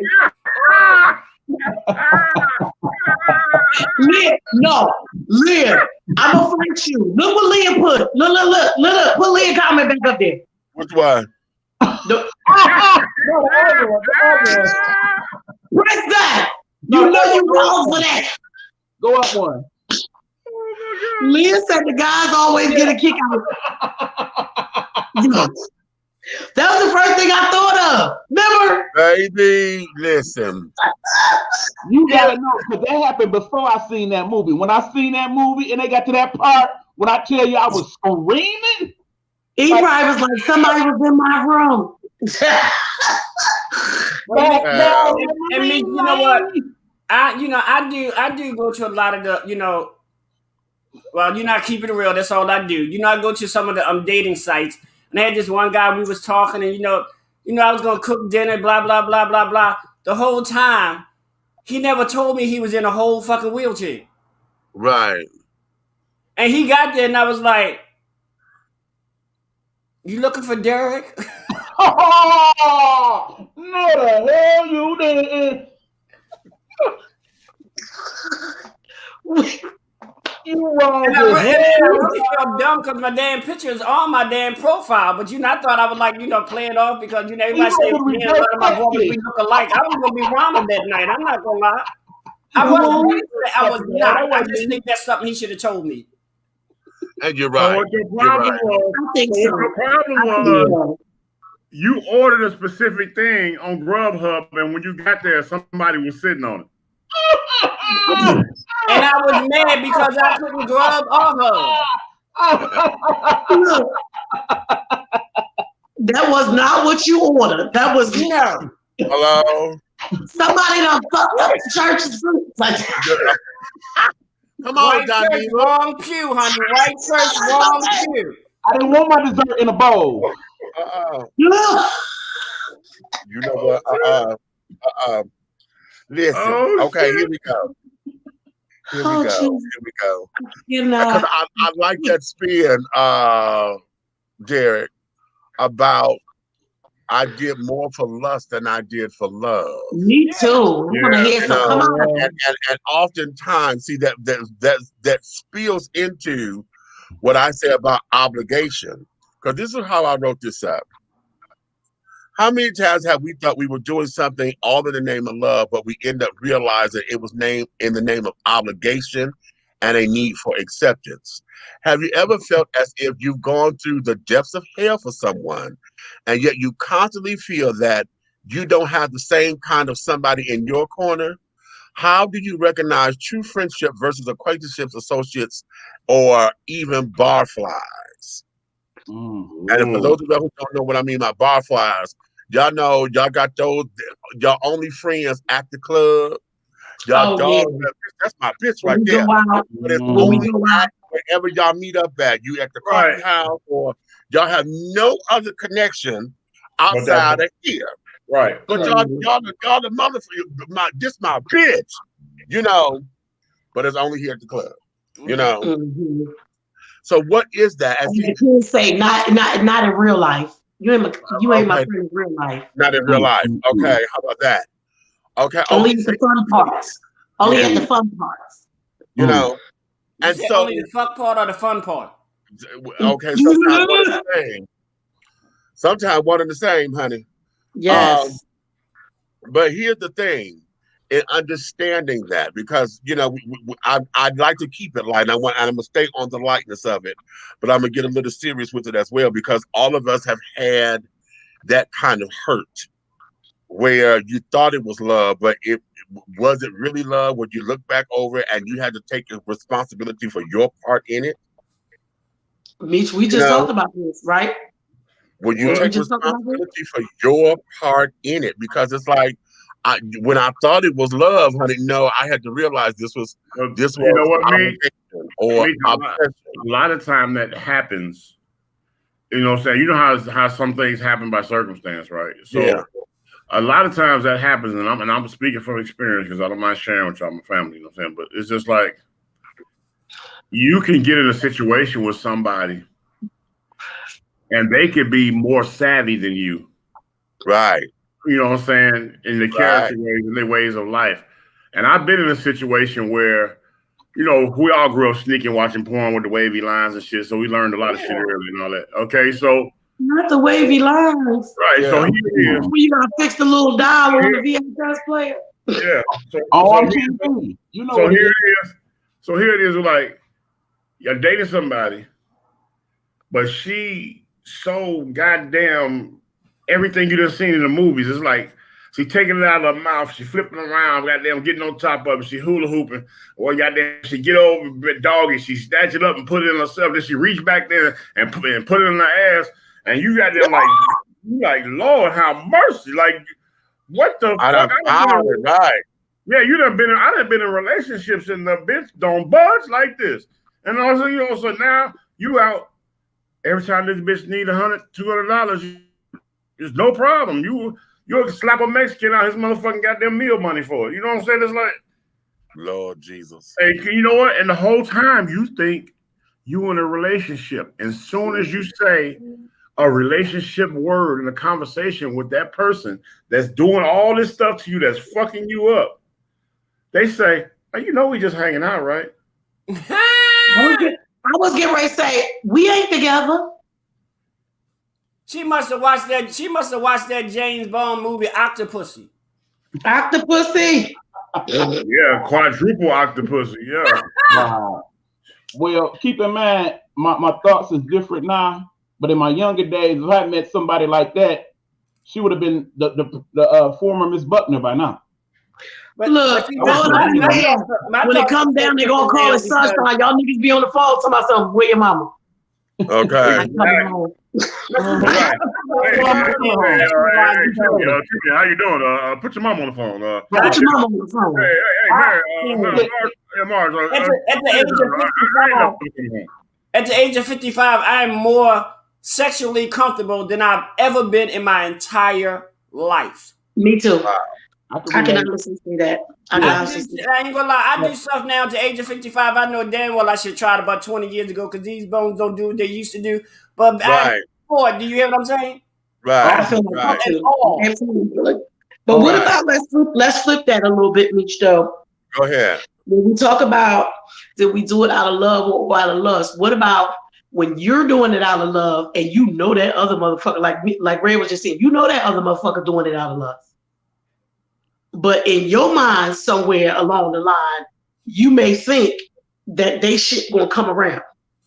That ain't on them. That's on you. Here's where it is. Because that's what we find out is when we take responsibility in it. It was all one-sided. A lot of us know what one-sided shit is, and this is across the board. Whether it is romantic relationships, your friendship, we use the word friend too motherfucking loosely. Everybody ain't your goddamn friend. How this is my friend? No.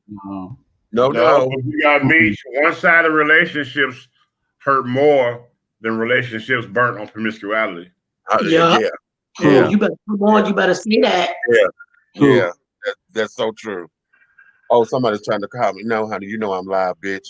I know. A lot of those relationships come out of the other person who's loving the person go through all that because they still, Michi said this other day, still in the back of the mind, they see all that other person's potential.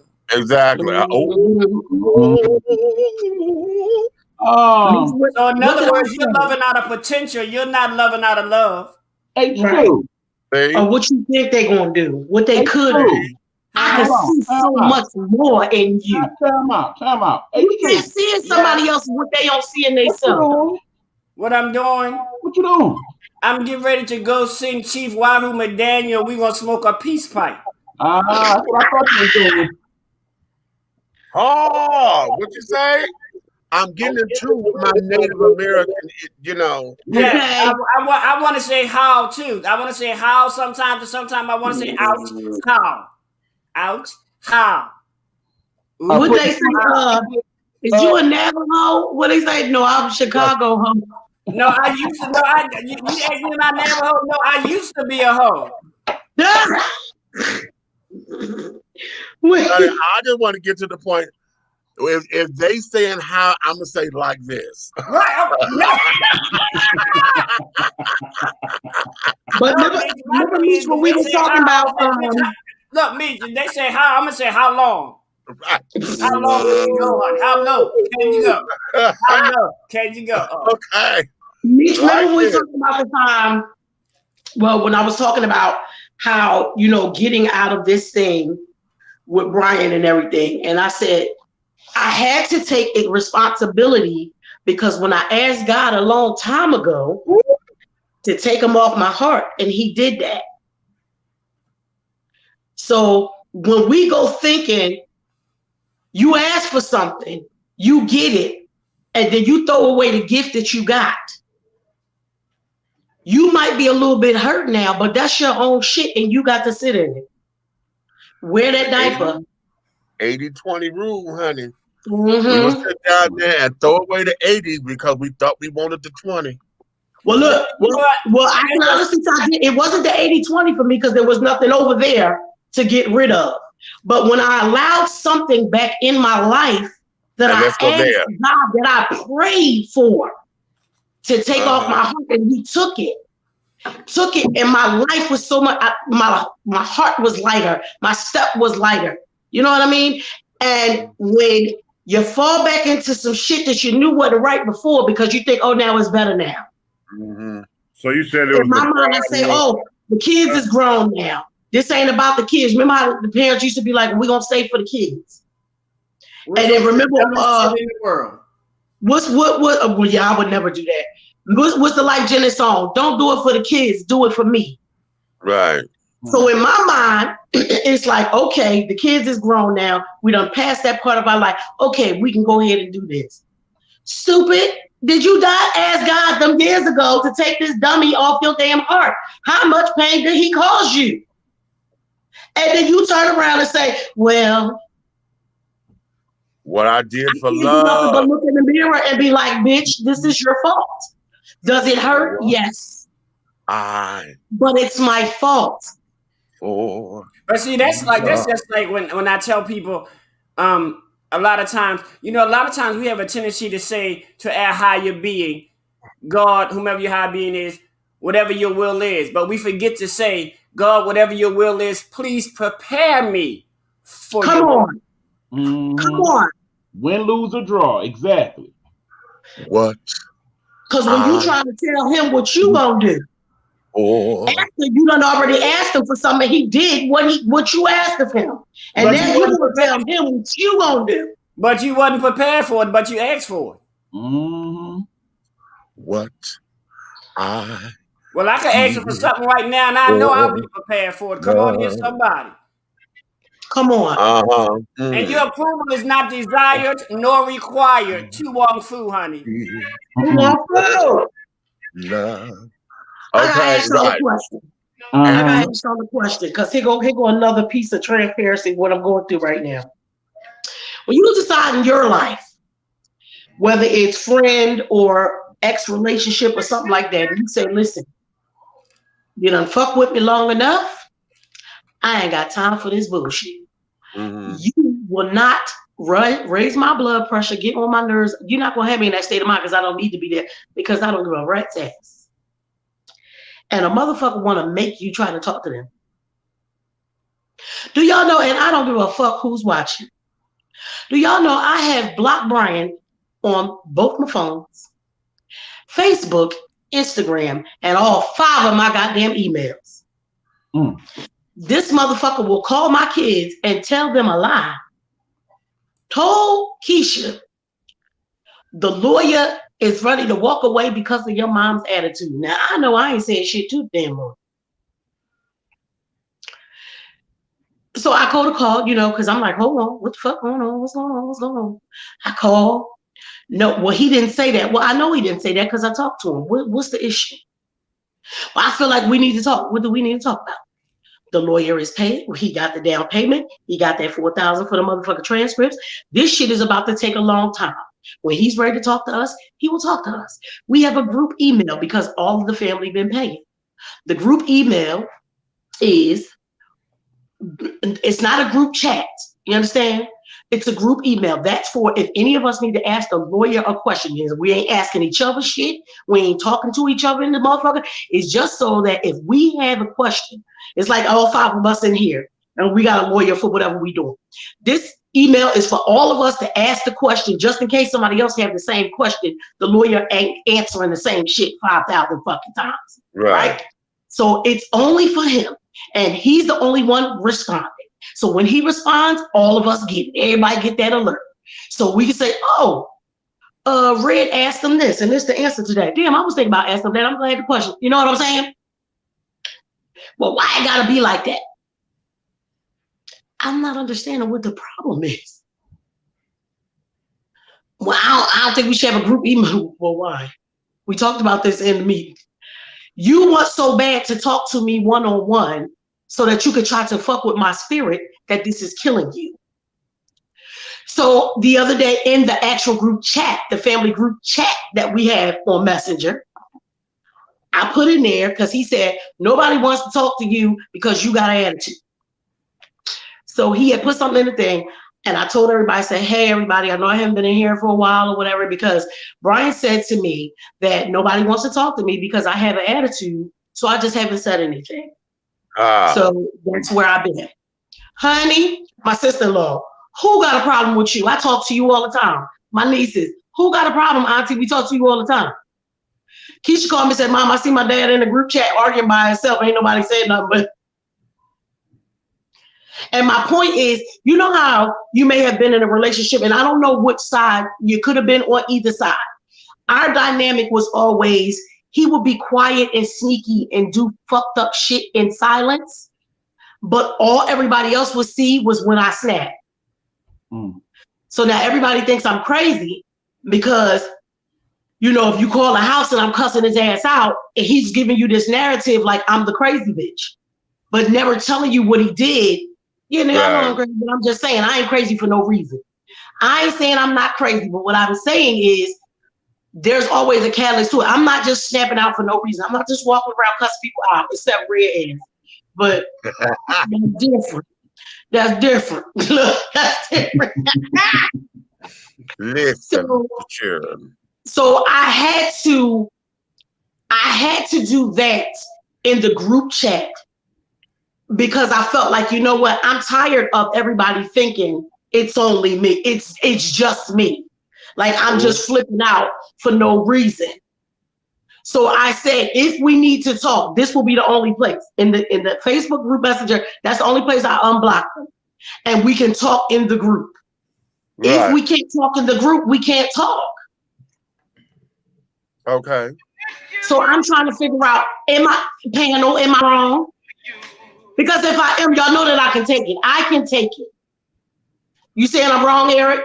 No, I'm talking about Red. Play it again, Red. I've been thinking this whole conversation. So,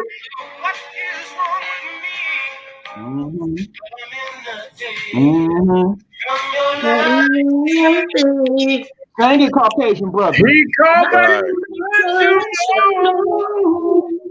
Got a thing for you. And I just let go.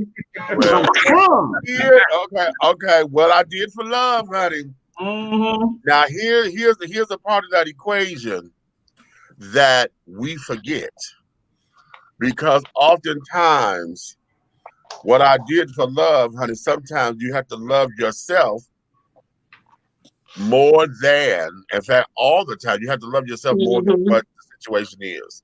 Right. Because oftentimes what I did for love is I forgot to love myself. That's what I did for love. That part, indeed. I forgot to take care of me, or I didn't take care of me, but I put me on the back burner by choice. Or Every time. you know, we do that all the time. So now here's the thing. Well, it's not a thing, honey. What has happened is you've grown and they haven't. Yeah. And oftentimes when people who have not grown, they show themselves and they show their colors all the time. And so it's just like anything else. When something that is dying is fighting for survival, it's going to do whatever it can to stay alive. Okay. And that includes relationships, friendships. Have y'all ever noticed? Have y'all seen flowers? When flowers start to die, you know, it's not the flower itself, it's the branches, because they try to grow out new there's a new growth that starts out because this part is leaving. But the stalk itself is trying to stay alive and say, I got new growth, don't throw me out. We can still do this. Okay. So that everything that has life or anything that has energy of life, when something is out of the midst, is going to fight for survival. That's just the nature of life. The nature of life is to do that. Look at those who you know, you see drowning victims or asthmatics are carrying on, or even when somebody is hanged. Okay, when that thing is dropping, it gets around your neck. The first thing is to fight. Right. Okay. Regardless, look at those who commit suicide, and they try to commit it by hanging, or something, because everybody want to take the easy way by doing pills, because I could go to sleep and I'll just sleep until my death. But when they try to do something violent or whatever, the body is going to respond. Everything that has a life force in it, and anything we give energy to because we give life to something, when we take it away, that life force is going to fight for survival. Friends or associates that you try to cut off, that you cut out your life, honey. Those who really don't give a damn, they wasn't there in the first place, they're gonna leave. Those who had either an agenda, or those who know they wronged you but trying to apologize and try to figure out what they did wrong, and they know they wronged you, because now they try to sit up here because they know what your value was, because maybe you was the one that's giving them the money. You always made sure they had their cigarettes and this, that, and the other. They didn't want to fuck up their hookup. Okay. That part. They knew it was coming to an end eventually. Okay. And so they're gonna fight for the survival to keep the arrangement the same until they know they can't. And then when they decide to let it go, that's when you become a whole bunch of bitches and motherfuckers, and you wasn't no good. I couldn't stand your ass no way. That's a kind of like it is anyway. You're no good. You're no good. You're no good. The whole time. So what I did for love, honey, for love. Now let's go to friendships and acquaintanceships and all of that. Okay. Fuck buddy. Yeah. Okay, your FBs versus your FWBs. My FBs are. Should I go first or should I go last? Since I'm you better go first because you're might as well start it off nice and colorful. Come on. Well, come on, your list long.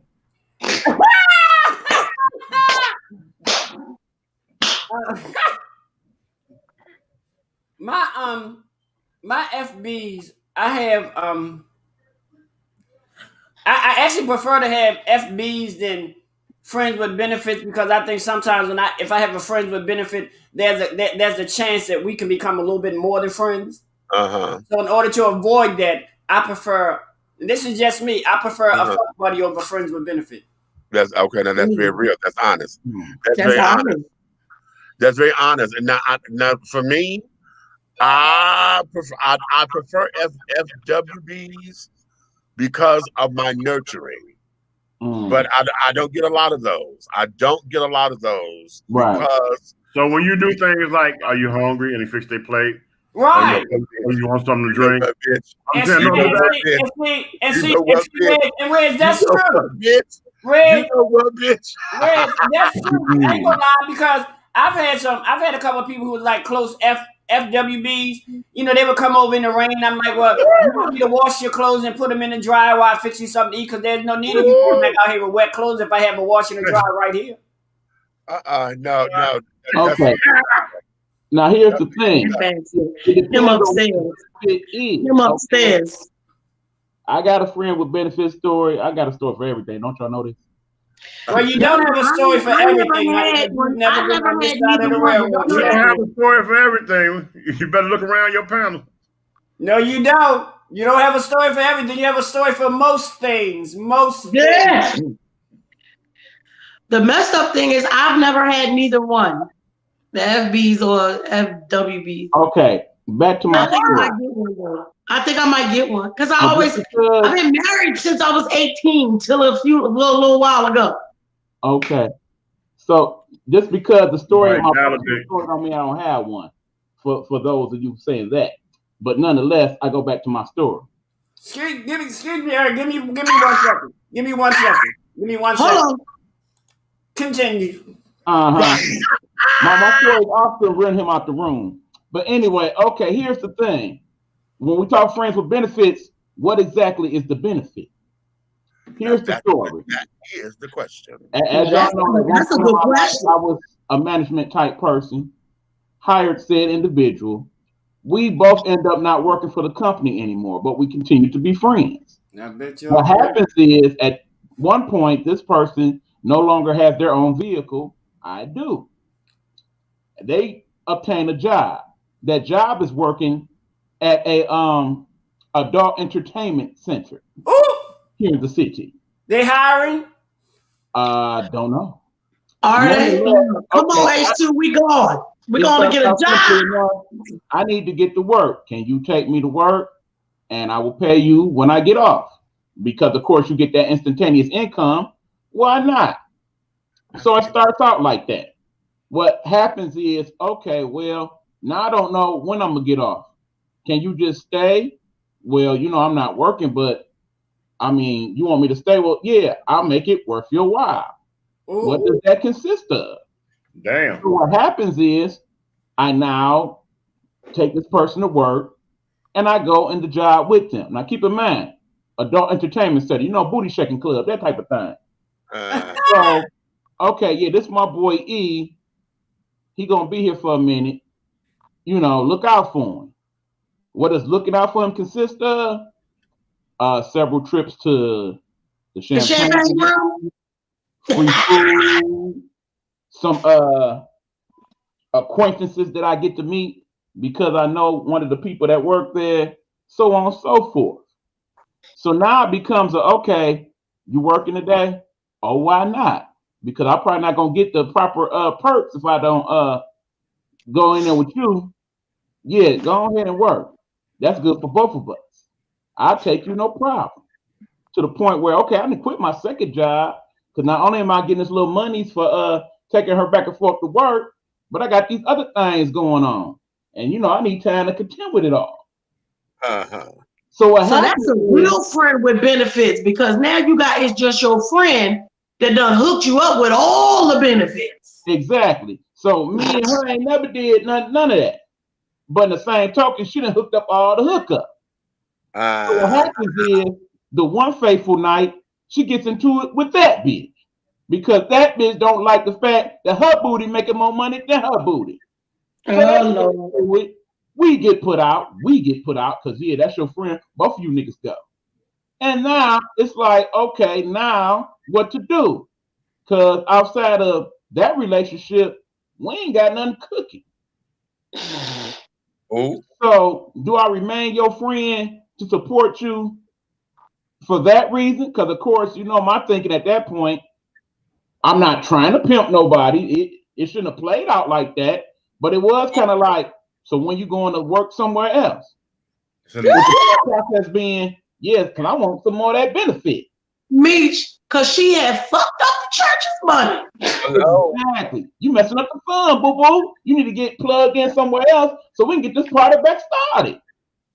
But in the end, of course, that didn't happen. They decided to go to school, which was fine. Supported them for that. Actually took them to school the first couple of weeks.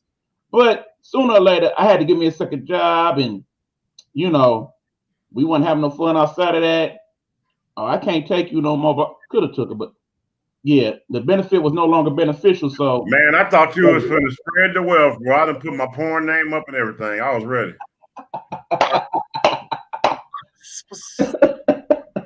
and see, I need people. Time out, goddammit. Ooh, well, you know One what? day, wait. Why you got This motherfucker gets on my nerve. Why you put him over there with me? We in timeout. That's the fuck both y'all need to be. Nasty bastard. Wait, no, not the hands behind the head. What?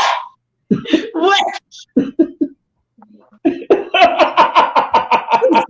to make me sick? I can't. Did you put him in timeout? There you go. I put his ass in the corner. Nay. Nay, where's Nay? Where's Nay? Nay. No, hell no. Hell no. No, honey. Right, what you say, Eric? Miss Nay doing it again? I'll tell y'all something. I have this guy that I deal with. We become close over the years. He used to live downstairs. The interaction is good. You know what I'm saying? But I know without a shadow of a doubt, if we were to ever even contemplate any kind of a relationship, it would fuck up the interaction. Yeah. Dang. Yeah. Because the interaction is good, but the other side to that is I know it will fuck up because we're too much alike. Oh, well, see, but that's a good thing because you recognize it. You recognize it, you can keep it pushing.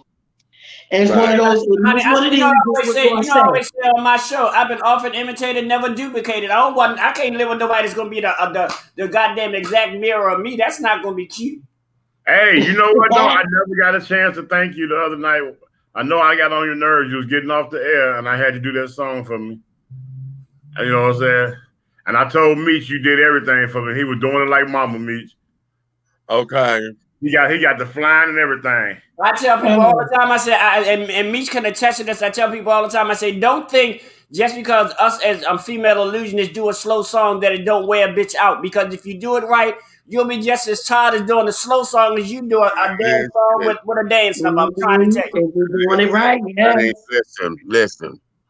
Listen. It's called the art of female impersonation for a reason. Yes. Because it is an art form. And it is an actual job. Y'all may think, it's easy to get up there and lip sync, but how many of y'all have tried to lip sync to your own little favorite songs or whatever? Y'all been trying to sit up there and do lip sync battle and shit. That shit is hard because it's more than just moving your mouth to the words. You got to make sure you evoke emotion or emote rap. Emotion, the feeling, you got to grab the people in, and you have to be entertaining. Think about your favorite stars, your favorite singers who a lot, well, I ain't gonna say the greats, but a lot of think about the entertainers who have a lot of dancing when they do their songs. And we know that they asses ain't singing. But we still You know Janet Jackson ass ain't thinking a motherfucking damn note. But you are very well entertained. But you know what, Nikki? Another thing now is that we have to realize that today, I think we have more studio singers today than we did back in our days. Yeah, because back in the day, everybody had to know how to sing with a goddamn band. These motherfuckers don't even know an instrument. They can't even sing one. Okay, that's why my media production students, I'm gonna say this. There was no post in the studio back in the day. You were live recording. Remember when we still had the tape? Wasn't no digital. You couldn't stack that motherfucker. You couldn't do none of that shit. You had to start over. Wait a minute. Let me give you this. Because y'all know I interviewed Tawatha AG on the radio show. For those of you who are unfamiliar with Tawatha Agee. You may not know that name, but you know that voice, honey.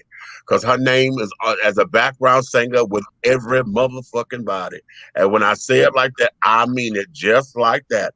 But she is most famous for her work with Luther Vandross.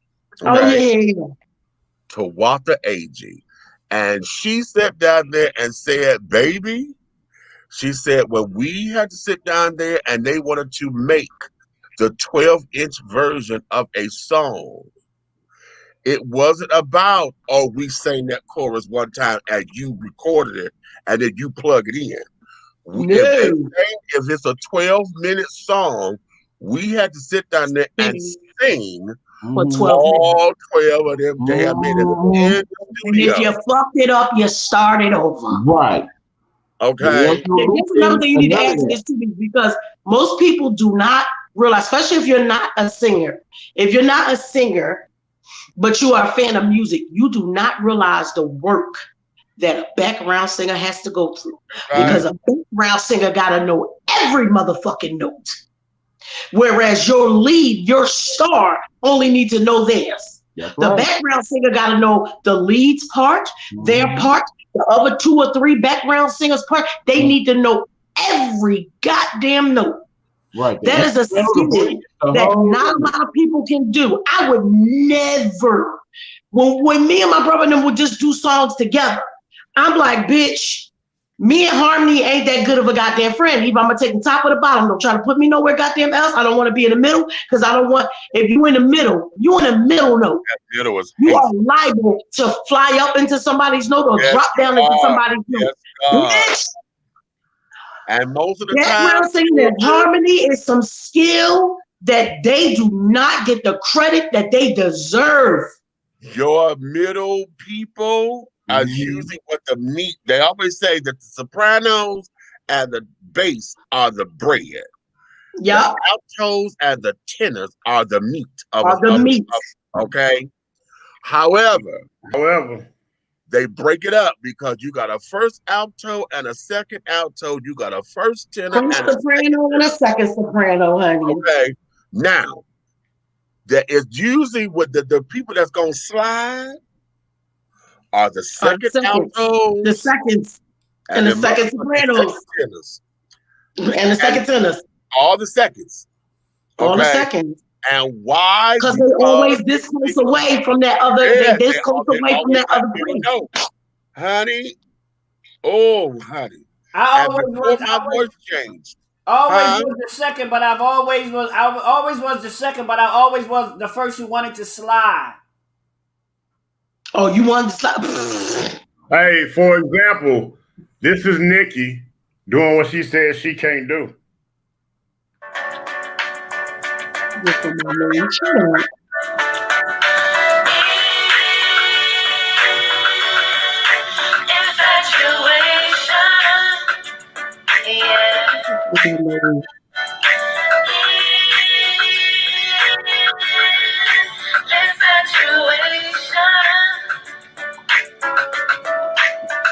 Shout out to Auntie Nikki and the wife. Right. Listen, let me tell y'all something. And Red like Ike when we in the studio, y'all. Red like Ike when we in the studio. I was like, I don't like that. He was like, shut the fuck up and just sing the song. I'm like, goddamn, Ike. That's a preparation song. That song will prepare you to play some Luther Vandross and get it in, honey. Oh, listen. Circle. So y'all just got a sample of a song that's on my album. That was just a snippet. That's one of my blues songs. No, it's a reason some of your favorite singers actually started out as background singers, a la Luther Vandross, because you have that skill, you then can take it to other places. Kelly Price. Yeah, Kelly Price. Oh yes, Kelly. Hey, Luther put Lisa Fisher. Mariah. Right. Mariah, honey. Yeah. Remember she was what you call him, Star. Yes. Yeah, Brenda K. Starr, yeah. What a lot of people don't know, back in the day, Bette Midler used to be a backup singer for Elton John. That's right. Yes. And Whitney was on everybody's backgrounds too. Mm-hmm. Whitney. Yes. But then she got that naturally because that's what her mother got her money from being for her auntie and her mama. Right, and for Shaka. Mm-hmm. So when you coming from being Sissy, when you got Sissy Houston as your mama and Dionne Warwick as your goddamn cousin. But see, I got And y'all know Sissy. Y'all know Miss Sissy. I know she old and we got respect, but Miss Sissy is a evil ass. Can you imagine getting the notes wrong with Sissy being here? You don't want to do that. I thought Joe Jackson was bad. Look at Sissy. Look at Sissy's face. She ain't never looked like she ever smiled. Something that I truly believe, and I don't know this as fact, but I believe it to be so. Because everybody give Maddie Moss Clark her prop because she was throwing erasers and shoes at folks for not singing the right notes and carrying on. Yeah. Honey, I know that Miss Sissy Houston was cut from that same motherfucking cloth. Everything she just looked like it. Hey, you know what, Meech? We talked about this before about those type of artists. I know y'all heard these stories before that when you played in the JBs, you missed one note. Oh yeah, you fired. Fired right there on the spot. Matter of fact, somebody in our circle. Hold on, somebody in our circle played drums for him because the drummer got fired in the middle of a tour. And the person that played drums was just working on goddamn running the wires and cords. And that was D Nice. Wow. He said that he turned around, the drummer missed one stroke, and he turned around, he stopped it. He said, they said, he's like, yo. He said, don't do that again. And everybody looking like, what the fuck did he do? Because nobody caught it. But that man's ear was a monster. They said his ear was the motherfucking. And he played it. He did it again. But on a transition wise, dude missed the note again. He stopped the set, said, everybody take a break. And he said, you break your shit down and get your ass up out of here and somebody give me a house set in here. Yeah, he was over. And then he started hollering about anybody around here play drums. And then the other half, Meech, he said,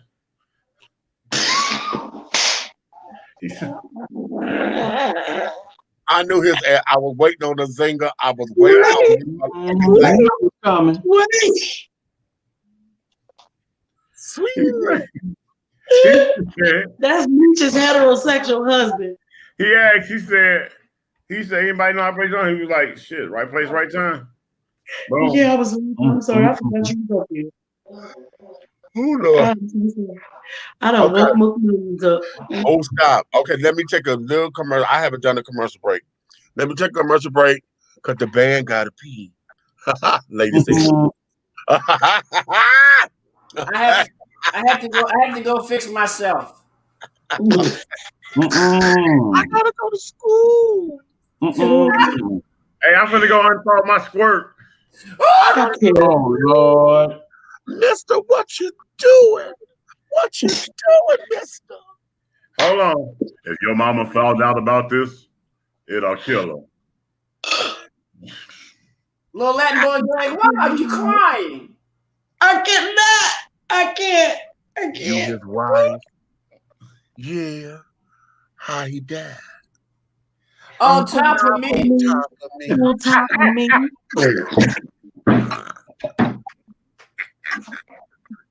And look, I got the 2021 rebuttal to that. How he died? Stop breathing and close his eyes. Okay. Right. How about that? Okay.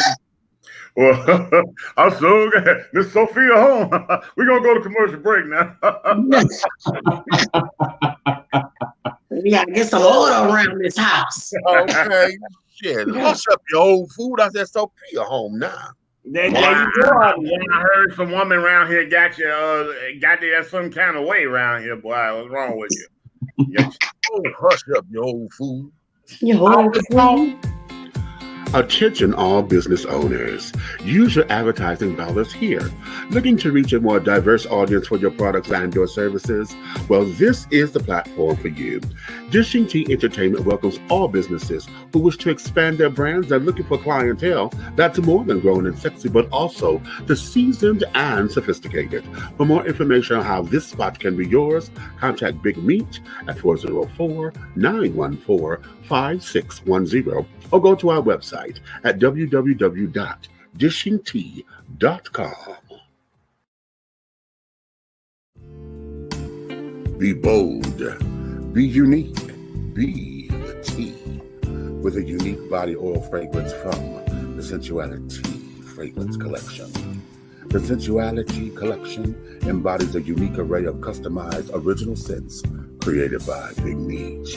Indulge yourself in such fragrances as eye candy, foreplay, anticipation, shower fresh, naked beauty, or pay homage to the motherland and choose an oil from our exclusive Wakanda collection. Over 17 different scents that will tantalize your senses. Order yours today. Log on to www.dishingtea.com for more information. Because remember, it's all about the tea. Sensuality, that is.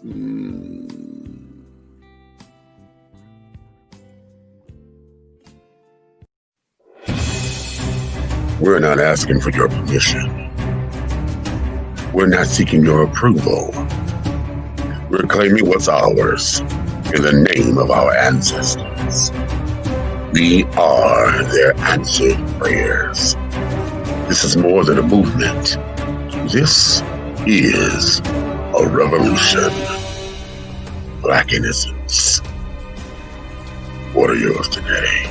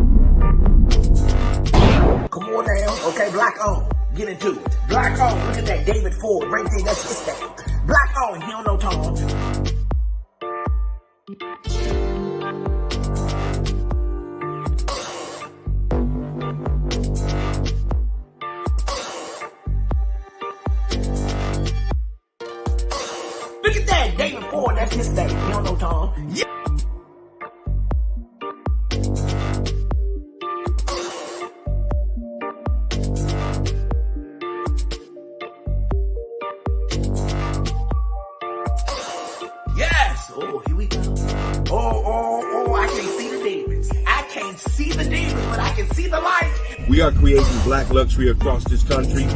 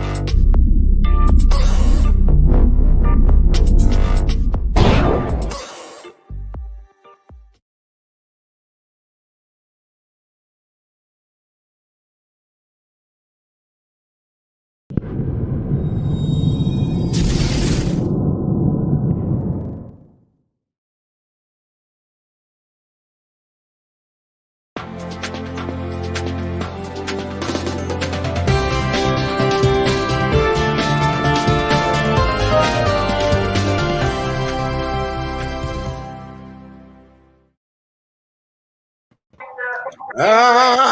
I'm in the middle. I like the middle. Oh. But Well, you yeah, done- it'll be. Hold on, wait till you come back. you done messed up my groove. Oh, that's not right. You changed positions. That's all. Okay. Oh, What no. you got? Uh-uh. What's that? What you got? I was changing position. Mitch, what's in that glass? A concoction. Look, maybe one. I'm about to hop in the car, come around the corner. Come on. Put it in the bottle. I'm gonna just run in and get it and run. Ah, okay. There's gonna be a drive-by drinking. Drive by, honey. I will put this phone up in the car and everything and let y'all see me on the way to me. Oh, okay. Yeah, listen. Oh Lord. Okay, let's go here. Let's go here. Let's have a little bit of fun because, you know, that was real heavy. You know, I started off heavy, and let me reiterate this for those of you, if you're just tuning in, a lot of y'all done left. And a lot of folks that done left us, honey. It's all right. We cool. Yeah, that's fine because if it turned to a family meeting, then we're still in the family meeting. Let's just keep on. But the whole thing is this, child. You know, when we get raunchy and carrying on, some folks can't handle it, and that's fine. You ain't supposed to. Okay. Then there are others. That's why we don't come on till late. See that? Remember that. Let's go. Right now. Remember when television used to do that? The real raunchy shit didn't come on until after 8, 9 o'clock. Because usually 8 o'clock was usually you had the decent shows. By 9 o'clock, kids should be in the damn bed. Right. It was the shows that was still okay to watch with your kids. Right. The 2 shows. Yeah. The time it was 9 o'clock, it was time to have your ass in bed. Grand Rising, Trey. It was time to have their little asses in the bed. Right. So then we could watch Dallas and Dynasty. And so remember when we got to be a teenager, we could stay up and watch that? Right. I remember when I was coming up, like shows like when the Waltons and all them went off, it was time to go the fuck to bed. Right. Or then on Friday when you got to stay up for the extra hour or so, we thought we was doing something as kids. Remember, you might get to stay up at 10 o'clock. No, I remember, and I know all of y'all too young to remember this. I remember it's 11 o'clock. Do you know where your children are? Where your children are? We ain't too young to remember that. I was just about to fucking go there because do you know where your children are? Wait. But do y'all remember when they flipped it on us? And said it's 10 o'clock. Did you know where your parents are? Where your parents are? I know. That was in her room and I was with mine. Because, child, I'm telling you, the first time that they did that, I fell out. You know what I want them to do? Like, I don't know if they need to do it around the world, but nationwide here in the United States. They need to give these kids a good weekend of TV going off and the snow. Ooh. What if? Just one weekend. What if technology? It's technology. The games, the shows, just at 12 o'clock. Gone. And back in the day, they played the national anthem. Yep. You've seen the flag and then the snow after. The standard version, which was the military version. Right? Do you know that'll be the day that I'll be the most hated because that would be the most hilarious fucking shit I've ever seen. Let me tell you something. Me too. Listen. I want to be around all the young people. I want to have a sleepover. I want you motherfuckers present for this shit. For you not to know what to do with yourselves. Yes, Lord. Let's not forget my goddaughter. You used to always say, "Sit, boo boo, sit." Sit, boo boo. Good dog. Good dog. Because I think on some of the shows on MeTV, you still hear that when they go on. Sit, boo boo, sit. Good dog. we always said boo. It was Ubu because that was the name of the production company. UBU. Yeah, Ubu. Okay. UBU Productions. That's why we say it because that was a little tagline. Okay. Y'all imagine though, these little niggas would lose their mind. Now remember, even when we were teenagers and we was able to stay up and we could stay up all night on the weekends and shit like that. We still did shit like we started playing some cards. You might play like for us, y'all know the backgammon game. We play ACQUAINTANCESHIPS. ACQUAINTANCESHIPS, yes. Honey, sit up all damn night and play damn ACQUAINTANCESHIPS. ACQUAINTANCESHIPS, honey, with your little briefcase full of that damn Atari, and the only thing the damn thing was push a little dot from one side of the screen to the other side. The ping pong. Let me tell you something. Our hands, look, remember y'all, our hands hurt so motherfucking bad from that damn joystick with that one little red button. Mm-hmm. But that was forward technology in our day. Hold on, you know what I used to do with that phone game? I'm gonna tell you how cold-blooded I was with it. I want to go make me some popcorn and give me a snack or something. I set that bitch up like this on an angle, and that bitch be going. And I walk and I had to leave that motherfucker and come back. Look, and y'all know they couldn't tell us nothing when we start getting to other games like Space Invaders, not Asteroids. Asteroids was next, yeah. Asteroids was next, honey. You couldn't tell us nothing. We thought we could shoot for real, didn't we? Where's the yes? The little white lady. Remember the little old lady say, between the pickles and the bun. Well, I remember somebody asked me that, and when I showed them the answer, they was like, "Oh my!" Oh, you're so nasty. See, this is after dark, huh? Listen, I still got mine in the closet. Cole had found, like now you can go to the store and they got the one like that, and all the games are in it. I got my joystick, but it's not that dark. You're so nasty. She said, and then you said that's so common. You're so nasty. Right. Hey, Meech, that was a Right. Okay. Because y'all know when the kids just don't realize how excessive and how they just have so much. And then that's when we go into saying, damn, we are really becoming our parents and grandparents. Because remember, for them, it was like, we ain't even had no TV. We had the goddamn radio. And they listened to the shows on the radio. Why? Around the radio. Why is it? And that's why I think I love audiobooks so much. Because it reminds me of the way my grandmother used to tell me that they would listen to stories around the radio. Around the radio. You got a point there.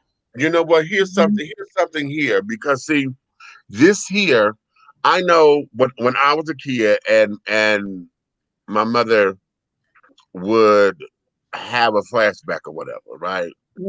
About stuff that they used to do and how easy it is. Because how many of y'all do y'all know how many strokes it takes to beat a cake when you mix it a cake? I remember that. I was about to say I used to know.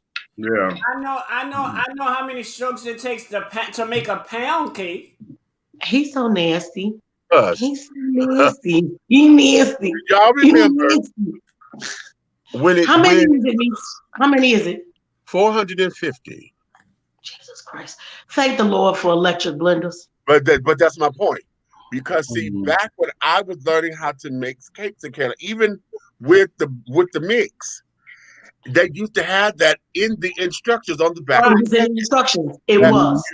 You had to beat and stir. Because I knew the number because that's the way my grandmother told me. Even though, remember when they had it wasn't electric, but remember the egg beater? The egg beater. Remember the egg beater? But that was still easier than doing it with the spoon. Yes, it was. That was still easier.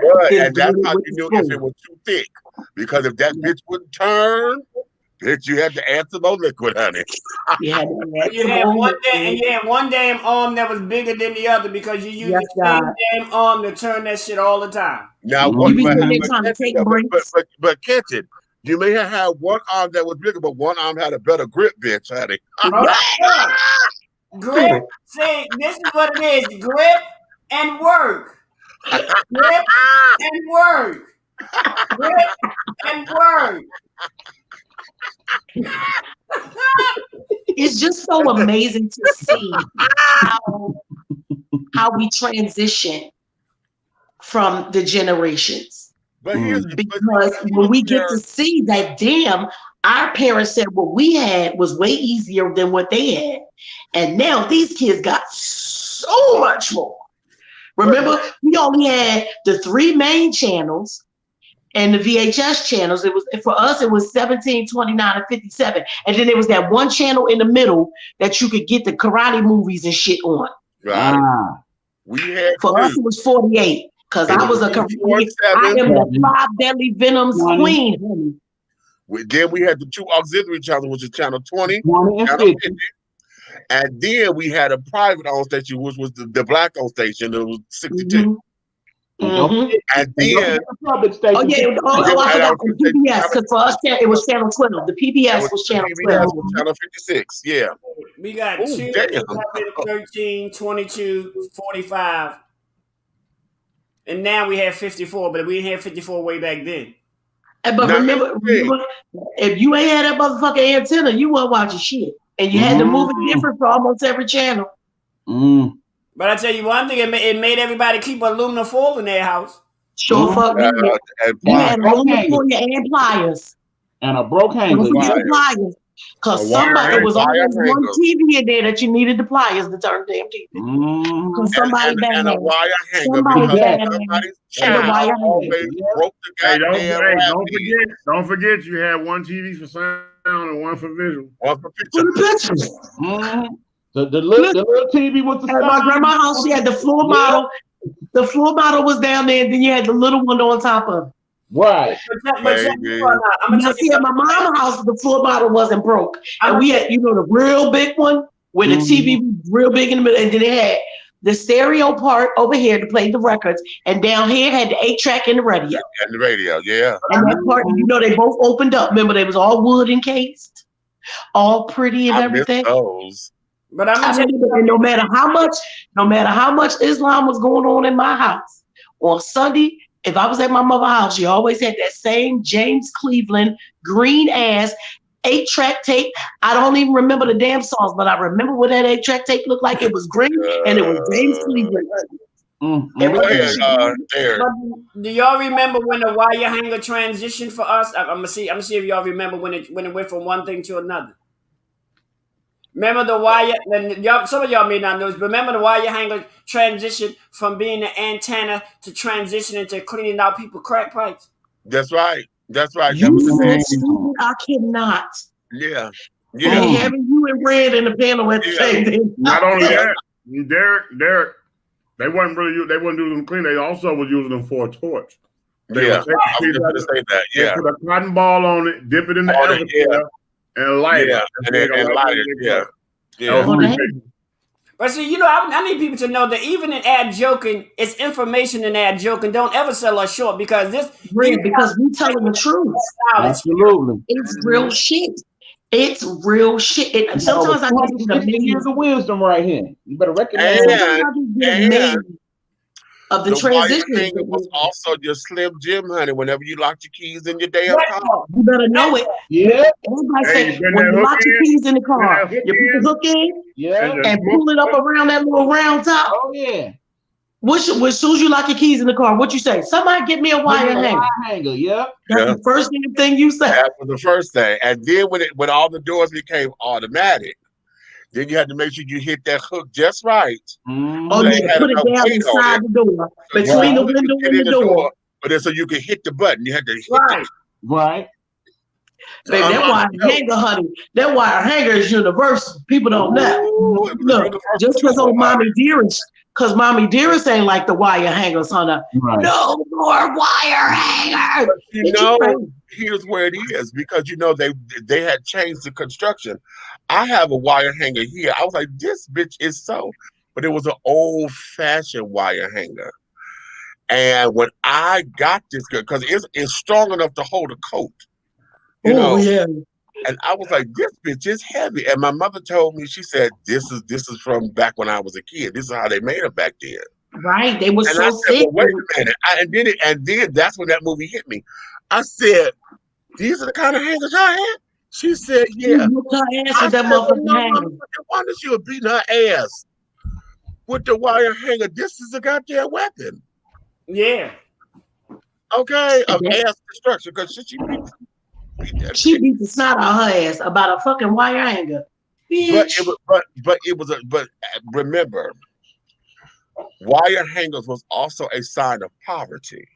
Yes, but she was more, and the fact that, remember, if you didn't have, remember how like when you got your clothes from the cleaners, the wire, even though they came on the wire hangers, they had the paper around them, or they had the little brown piece that went over the that part right there, because I think they said it did things to your clothes, like it put that imprint in your clothes. Yeah. Made you look like you had miniature. Look what he got. Look what he got. Yeah. You read my mind, I swear. Okay. You would get them from the cleaners with your clothes. From the cleaners. Yep. Because I be mad that when we gotta buy hangers now. You need that for your winter coat.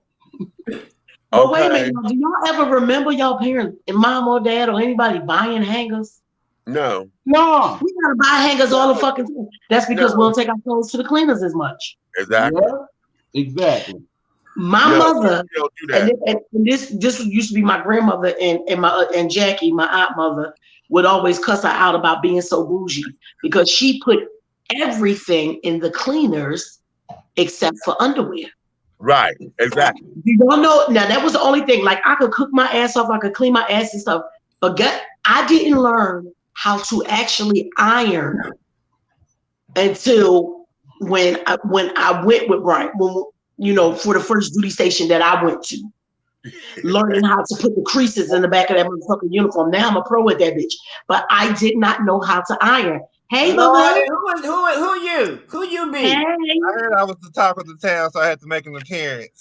Oh, wait a minute, Red, is we about to hear it? Is that Alabama? Yeah. We about to hear it, Red? Yeah. Red, is we about to hear it? Well, I done kept y'all on here long enough. Yeah. Wait a minute. I'm taking senior priority here, goddammit. I still want to ask a question. And who the hell are you, sir? That's Alabama, baby. That's Alabama. Right here. That is Bama, baby. That's me. Wait a minute, y'all. Now, this is the time, Misha, you need to say, it is 12:43. Do you know what your date is? Do you know my date right there in the drawer? I'm not mad at you at all. My date is sitting right there in the drawer waiting for me. In the drawer. I cannot with you. So Nighthawk, always understand. This is what me and Red was messing with his ass about last night. When we on the air, and normally, y'all know normally it's me like, God damn it, I done miss Perry Mason or something like that. But when me say, well, I done kept y'all on here long enough, I'm gonna let y'all go. Alabama done came up here, okay? He just throw us all the fuck away. He said, listen, bitches, I done had y'all on here for 3 hours. It's time to go. Okay, me. Oh, wait, no. Red, do it. Do the sound, Red. Do the sound. Do the look and the sound. How you do it? Which one? You know that. Yeah, that's him.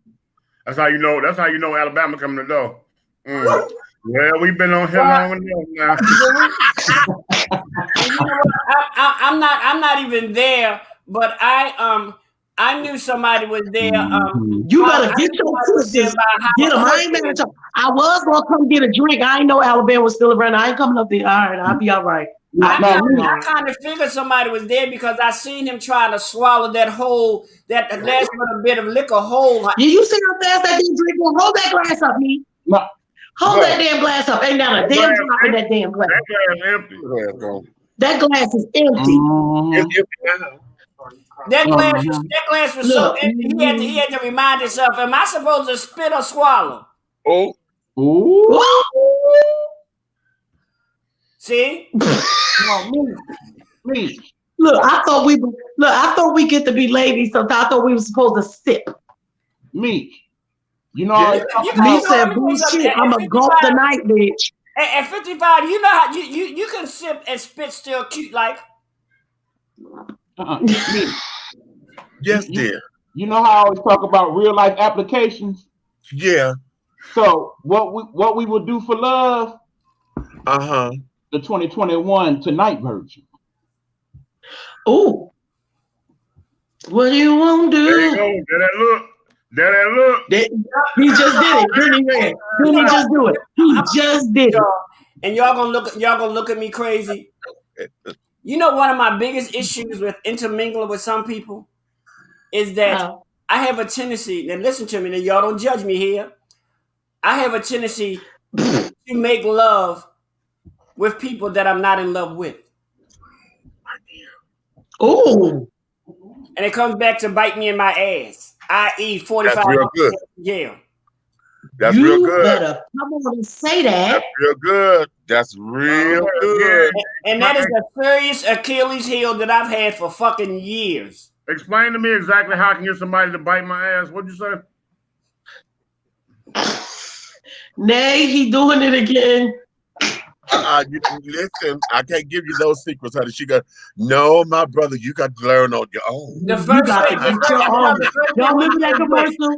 He said, "Hey, this is good." He said, "Can I get this?" No, my brother. The first question you ask, Red, now take it from a professional, okay? Don't listen to nobody else.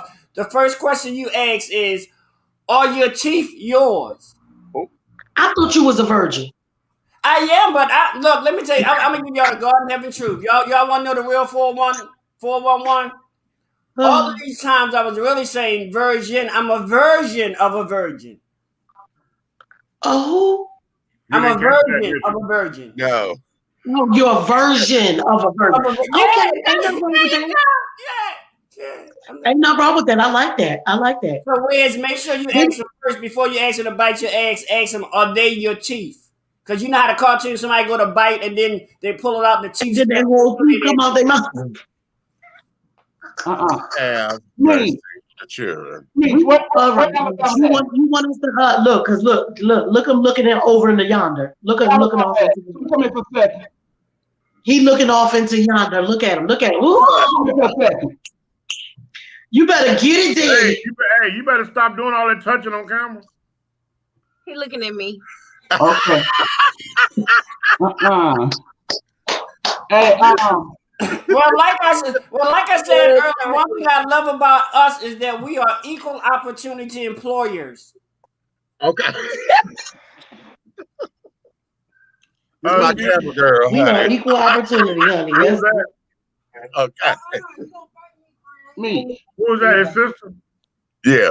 Who was that? Was that one of your kids? No. This is Mark's sister. Me. No, that wasn't. Oh, okay. That wasn't kids. I know when I see you goddamn real. I thought I knew everybody. I thought I did. Me. So we were with me. Yeah. You want to go ahead? Look. Me. Look at that one. Look at that one. You can send him on a store run right quick.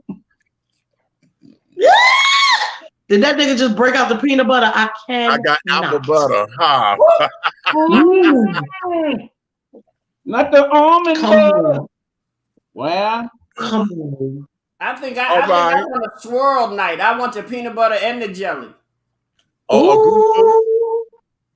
Y'all remember we thought that was the best thing since sliced bread when they first made that? Yeah, when they first came out. I can't stand it. I'd be like, I don't want my shit mixed up. Even though we're going to put it on the same day. One going one bread, one going the other. Now I'd be like, don't you buy that nasty shit. What you eating on, Red? It sure ain't no chocolate pretty thing that was hugging like it was hugging on him. Ooh.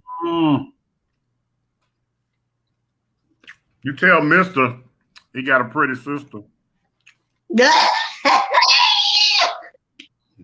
And you tell Mister that it came from the person on the bottom, not the person in the middle. She's a gorgeous young lady. Praise the Lord. No, praise the Lord. Now you tell Mister, I said if you got a person to call me. Let me correct you. Made by Smucker. Yes, Trace. Made by Smucker. It came from the person that was. I like crunchy peanut butter, so that ain't never was good for me anyway. You know what? Yeah, maybe want a peanut butter and jelly. Y'all be my dirty. I'm gonna put you in time out one more goddamn time. Because I heard that. Hey, don't be trying to clock my tea. Don't try to. Oh, well, I needed y'all to know that y'all niece is going to do a spinoff from Dish and Tea. Oh. Tea and Tree. They're going to smoke weed and talk shit. Can I be a guest? Yes. Absolutely. I'll be there. I'll be forward, honey. I will teach them how to smoke it and to blow it, honey.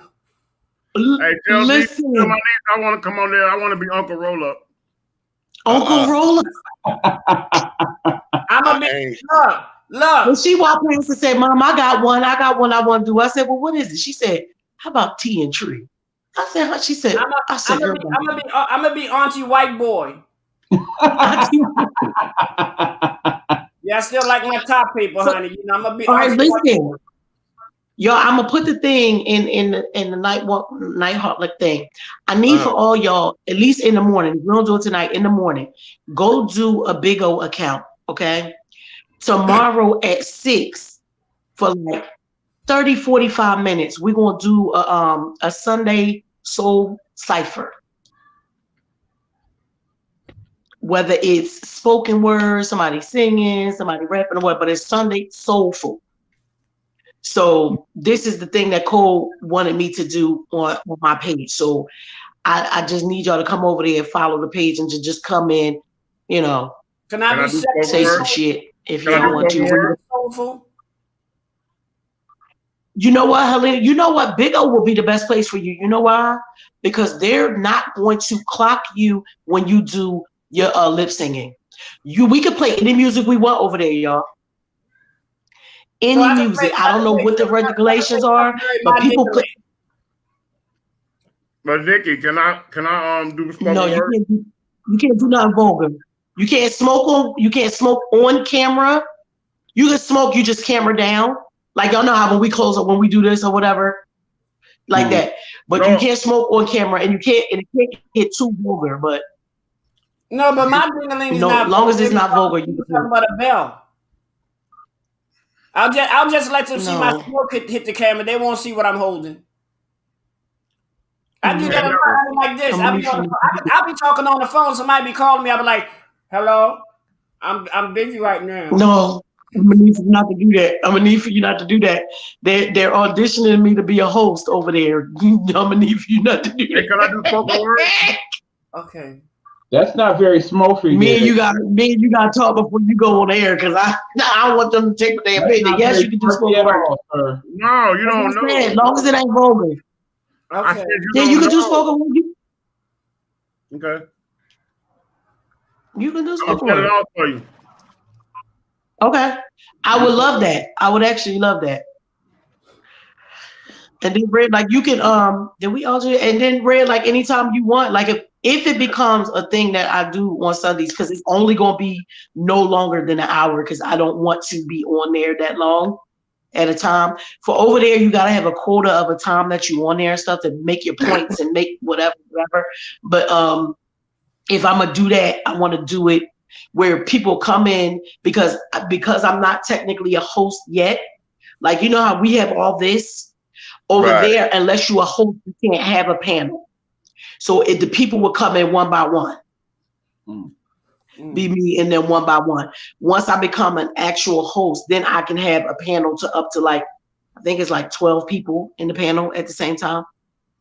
But yeah, just trying to get it popping over there and seeing as though people are screen recording when I'm on over there and putting it on YouTube, then I might as well just get it popping over there.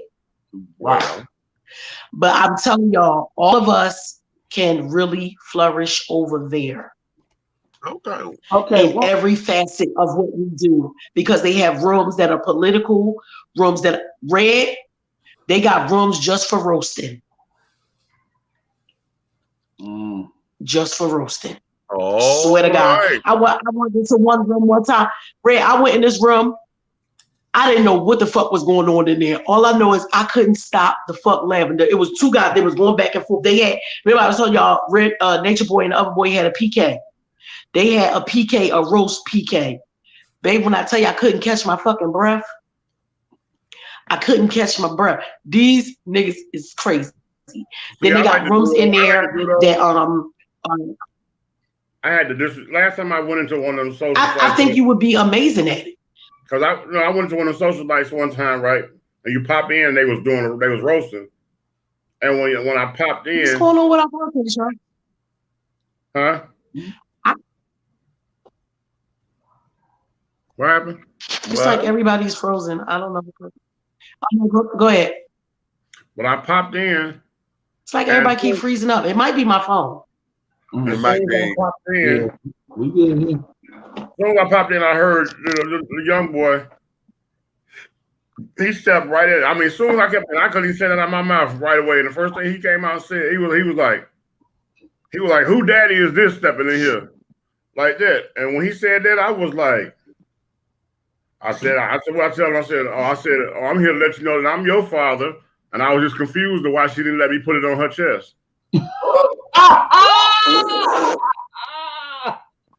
But that is how they get down over there. And it's so funny because they don't take it personal. They just go in. But it's all different. Like today on one of the girls panel who I was on, the one that they put up on YouTube, all over YouTube, she was interviewing the transgender girl who said she had only went into Nature Boy's live one time, and the next thing she know, he on there telling my son, you the only woman that can match, like my energy or whatever, like you beautiful. But then said, you mine now. I just got you on layaway. She said before she even knew who Nature Boy was or whatever, she woke up and the next day she was on all the blogs. But she's a celebrity fucking makeup artist. So she was just explaining she said, I literally only talked to him that time. And before I knew it, blogs ran with the fact that I was transgender, as opposed to saying, watch out for him. He's an abuser. He does this, he does that. She said them motherfuckers didn't care about my life to say, no, don't go over there, whatever. It was a sensational story just to be able to say he was talking to a transgender, as opposed to, girl, watch out. Right. So they got all them different things are over there too. And I really believe like all of us together, as we always are, and individually talk about our individual stuff that we talk about too, could just have a good thing over there, because there's a room for everything. I'm trying to figure out what kind of room Helena would go in, because she's kind of different. No, but baby, you ain't seen different till you got over there. Helena so damn normal when it comes to the big old streets. I went over there and was like, what the fuck? I'm telling y'all, it's this one lady, when y'all get over there, her name is Sunshine. She's 61. She's the one I'm gonna be in her auction. It's like a fine something, I don't know, fine something. Like it's for 45 and above. And you just sit there in the window and look pretty, and people just throw gifts at you. But if I wouldn't have stumbled into her room, I swear to God, y'all, I probably wouldn't have went back to Big O. I wouldn't have given a fuck how many interviews Nature Boy was doing over there. This shit was just so weird. Did they throw eggplants at you? I don't know if that's in the thing, but I'll check and see. They might. No, I know what the fuck she's saying. But I'm saying that might be one, because that's how weird to get over there. It might. What I'm here for. And there are a lot of different LGBT. Okay. It's a lot of different LGBT rooms, transgender rooms. It's a lot of that stuff over there. And there are older rooms, younger rooms. Like if they come into a room that we in, and you come up and you might want to get in the panel, and we click the button for you to join, right? It's easier than us. Like, how we got to send the link for StreamYard over there. If who's ever in your waiting room and they say they want to join, it's just as simple as clicking the join button. And then if it's enough room up on the panel, we can just bring them up. And right off the bat, you'll say, hey, how old are you? They might say, 22. You too young to be in this goddamn room. Click their ass right the fuck off. Or you might let somebody up in your room. This is what I've been seeing, y'all. This the weirdest shit. You say, oh, welcome to the room. You bring them up and they're like this. Okay. No, my camera wasn't frozen. They'll just sit there and do that. So it is a lot of weirdos over there.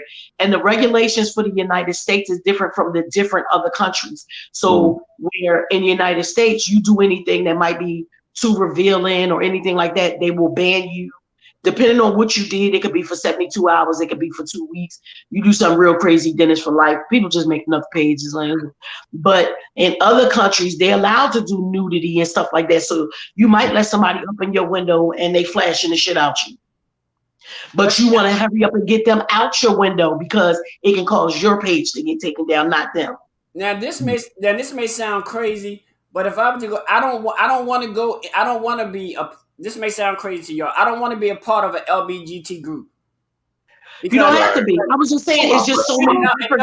I know, and the reason why I'm saying that is because for me, being in that group would probably limit a lot of my other friends from coming in because they will probably think that everything is circled around the LBGT community. Right. But you know what the good thing is though? You don't belong to one particular group. There are just a whole bunch of different rooms. You can pop in and out. You pop in a room, you don't like what the fuck they saying, you pop right the fuck back out and you find something else. Like you can put up in the title what you look for. There are people who are over there doing like it might be they be talking about church or God. People promoting their business. Like the one lady, the one girl, she's always in Sunshine's room. Actually, that's Sunshine's sister. She's a seamstress. So she's promoting all her unique one-of-a-kind bags that she makes. The purses that she makes, they're one-of-a-kind purses. People are on there promoting their makeup and stuff like that because not only am I going to be in that auction on February 13th, but I'm will also be in another auction where it's a makeup contest. And Miss Ariel going to do my face. Okay. Yeah, so they have everything over there. There's something for everybody. You create what you want to talk about. You create the rooms. Well, I do want to remind y'all, please don't forget, Monday is a very special show for me. My spiritual mother will be my guest, the Reverend Jerry Mitchell Lee. She's I think she's one of our topics is going to be faith and sexuality. And we're going to be talking about is volunteering dead in America? Oh, that's good.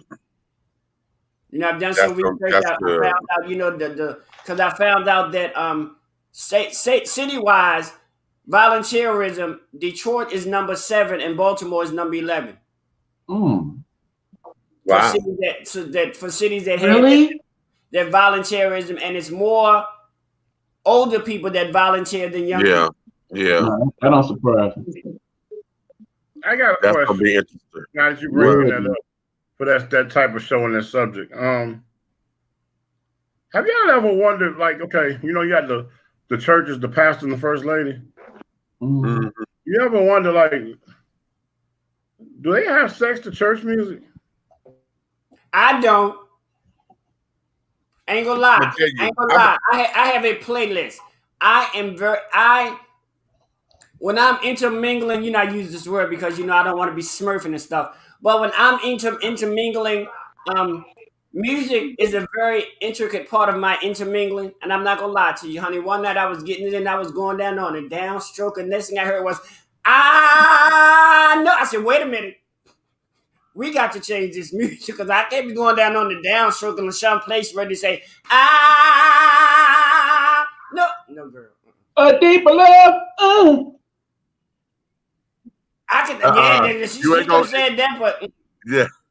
Here for me, it would not shock me if they did because I'm able to do it. I've done it, and I'm able to do it to certain church music. I'm just wondering because you know if you ride you and the pastor got the first lady in a buck, and in the background is never. I don't do that. No, you have to get the right song because there are certain gospel songs that are actual love songs to God, but yet when you listen to them, honey, they're like actual love songs. BB&CC, I'm lost Addictive without Love. you. Yeah. Well, honey, No, let me lo- tell you, I if can see that. anybody, if any man Addictive Love. ever learned I that can see that one.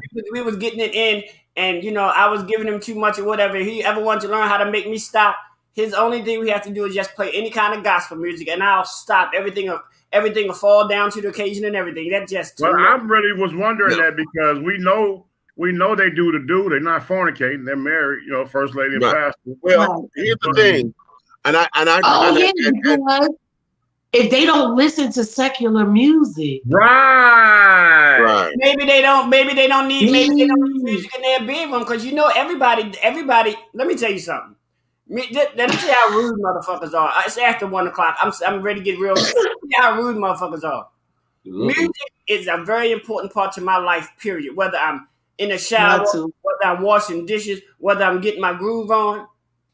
This motherfucker had the nerve to come to my house with my music on and me getting in the mood. And you know he had the nerve to say to me, well, do we have to listen to music? He might like, need to be able to you take your ass home. You ain't got to listen to nothing. But while you up in here, if I'm going to listen to music, motherfucker, you going to listen to music. How about that? He might not be able to concentrate. He wanted to Yo, drive. Coolie High is free on YouTube right now, yo. Baby, guess what? Let me tell you something about this right here. Let me tell you something about this right here. You only need 2.5 seconds, honey, and I will make you concentrate. I will make you concentrate just to fucking concentrate. Oh. So anything on the outside of that, that's your problem. It ain't mine. Here's where it is for me.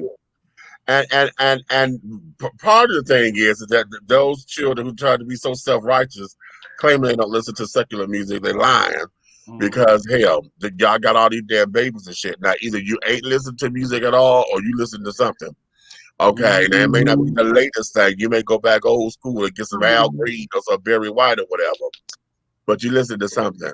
But I know for me, that's why I like the real pastors and stuff. That tell them like we listen to some music. We might not be out here driving like it's hot.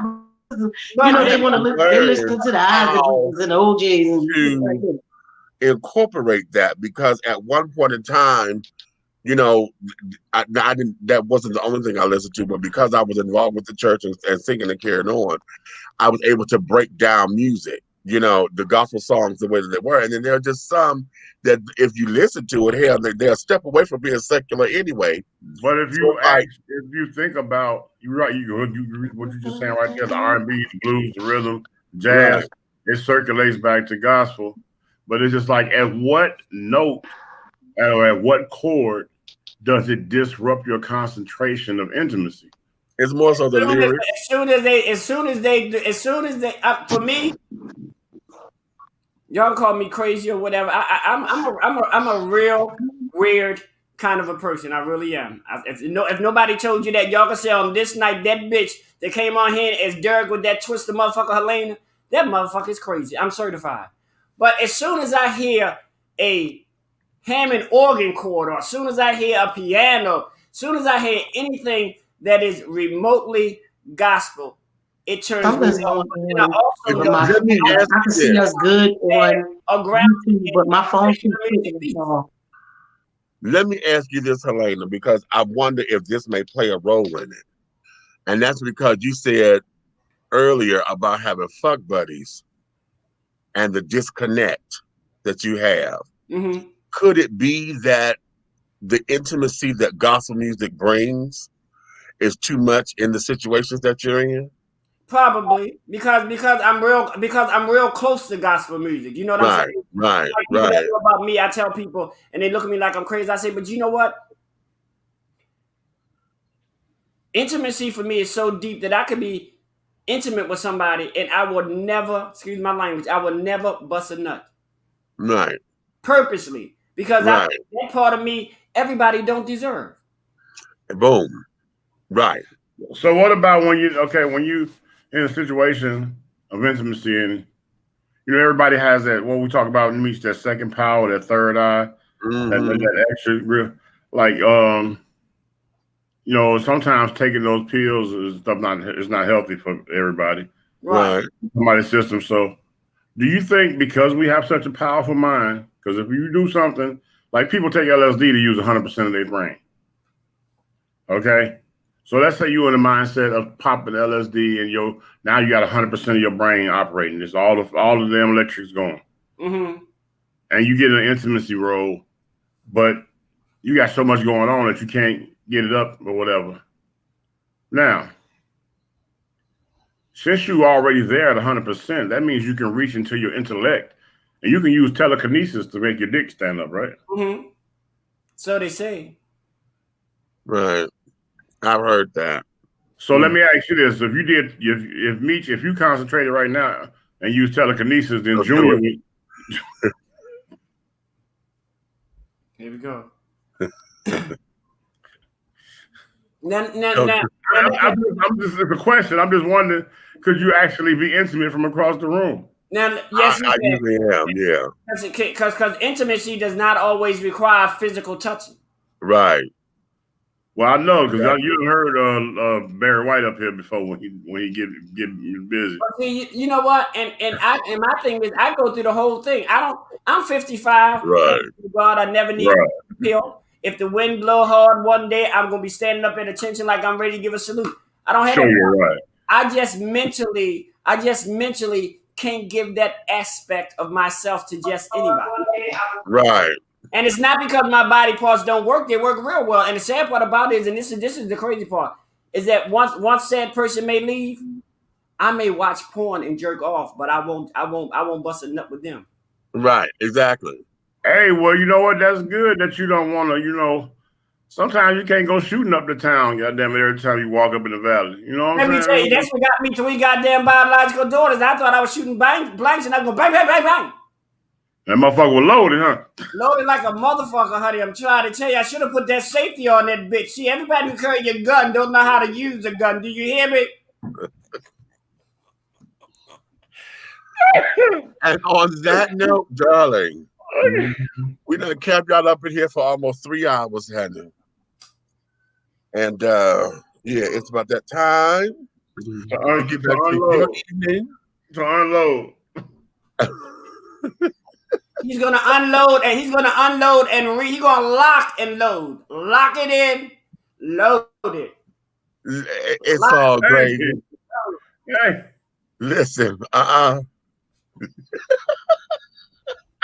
not with you. Meech. Yes. You give me a second. You cannot hang up yet. I got just the thing for you that I want you to play the next time Eric ever brings out this damn peanut butter, okay? Okay. Just for you. Just for you. Eric, if you bring it out again, this is gonna be our peanut butter theme song, okay? So you're gonna leave us alone. And Big Reds, don't you say nothing. Cause you're the music guy here. Come on, thing. Okay, here we go. This is so crazy.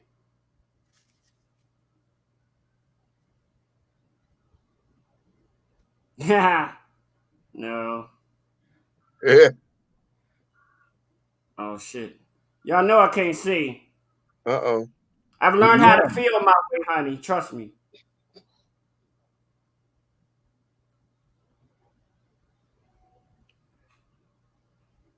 Oh yeah. Yes, honey. Due to the fact that her thighs spread just like before.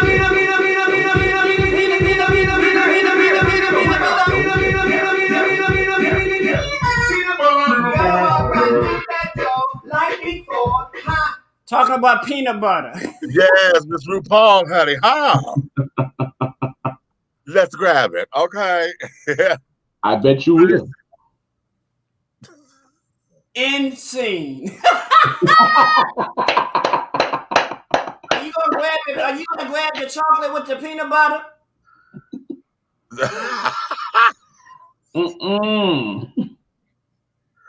And the peanut butter with the chocolate at him. Mm-hmm. He got his peanut butter in my chocolate. No, nigga, you got your chocolate in my peanut butter. What the hell is you talking about? Two great tastes that taste great together. Yes, honey. Mm-hmm. That's what they say, honey. And for some country loving. Okay. You remember Eric's great taste tonight was this. Right. Okay. He eats it like that. Oh. What you say, honey? Well, What I'm you a say? virgin, so I don't know of these things. Praise the Lord. Okay. Right. Okay. But listen, children, we got to get ready to let you guys go on back to your evenings and carry on. It is MLK weekend. And please, please, please, while we're partaking in whatever form you're partaking in, please don't let it be like these other children were fighting all over the motherfucking place. Make sure that you get an act of service in, be of service and of use to someone else. Okay, make someone else's day better. Be of service to somebody. Make sure that you take care of yourselves, honey. You know, we're going to get into this whole thing with the COVID and carrying on. We got super spreader events going on out here, child, and that's something that they're now a part of our vocabulary, spreaders and things of that nature. Okay, these masks are going to be around for a little piece of a minute, honey. Okay. Oh, but shit, that's the thing. When mine are in my, you know what? Never mind, honey. I'm gonna make one. Shit, we gonna couple. There you go. Okay, y'all cover up. Make sure you do the right thing, honey. Do the right motherfucker. It's like American Express. Don't leave home without it. Meech, can I borrow your Long Ranger mask after tonight?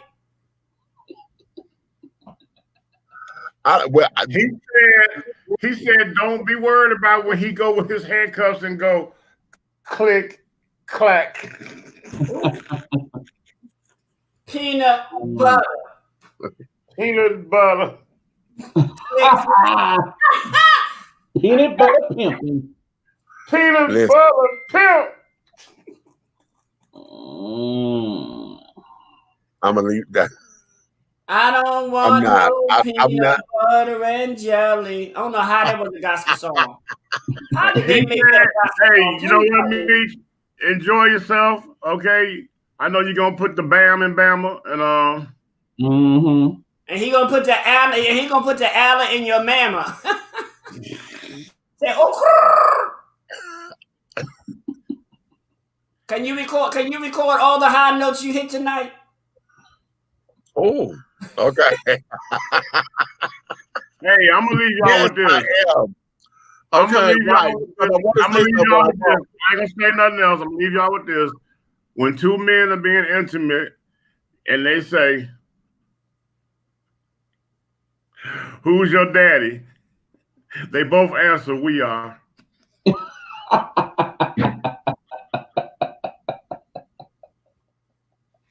No, because you might get two men being intimate and you'll say, "Who's your daddy?" And one of them might say, "I don't know, because bitch, I'm your mother." Oh, okay. Hold on. Let me give you a heterosexual snap. Okay. I know.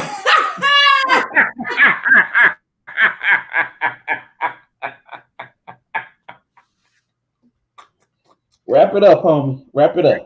Fuck it. I can't. Wrap it up. I can't even do. Kill it. I can't even go into my whole little do-wah-diddy like I do. I'm trying to get it together, but yeah, y'all. That's some good shit. It stands alone. I can't fuck with it. So listen, honey. Let me. I'm gonna do it like this though, honey. If you love me, tell a friend, honey. If you hate me, tell all of your. I love that bitch right there. I love that bitch. Okay. But do know this: one way, shape, style, form, or fashion, everything that we're doing here will move forward, darling. You may finish all of your crumpets, darling, because the tea has been dished, and you've been dishing tea, darlings, with Big Meech and Aunt Nikki and the big guy ally over there. That's Big Red. We got our affiliates up in here. We got Eric Buckner over here with the Nighthawk Network, child, and get off my lawn and stop looking at my motherfucking windows. For our people, you better know it. Okay. We got your boy Jerick over there, honey, with the Helena twist, okay? With hey bitches. And I'm telling you. Right. Okay, so with that, my darlings, honey, we hope that we've entertained you. We hope we give you some food for thought. And like, share, subscribe, and all of those good things so we get these numbers up and things. So we're trying to get into the next stratosphere and things of that nature. We got some new stuff coming down the way, honey, so keep your eyes and your ears open for all of that, honey, and other offices, honey, if you so choose. But okay. I'm Mr. Office. Okay. So on that note, baby, yeah, I can't hit the note because here. Oh, I guess I can.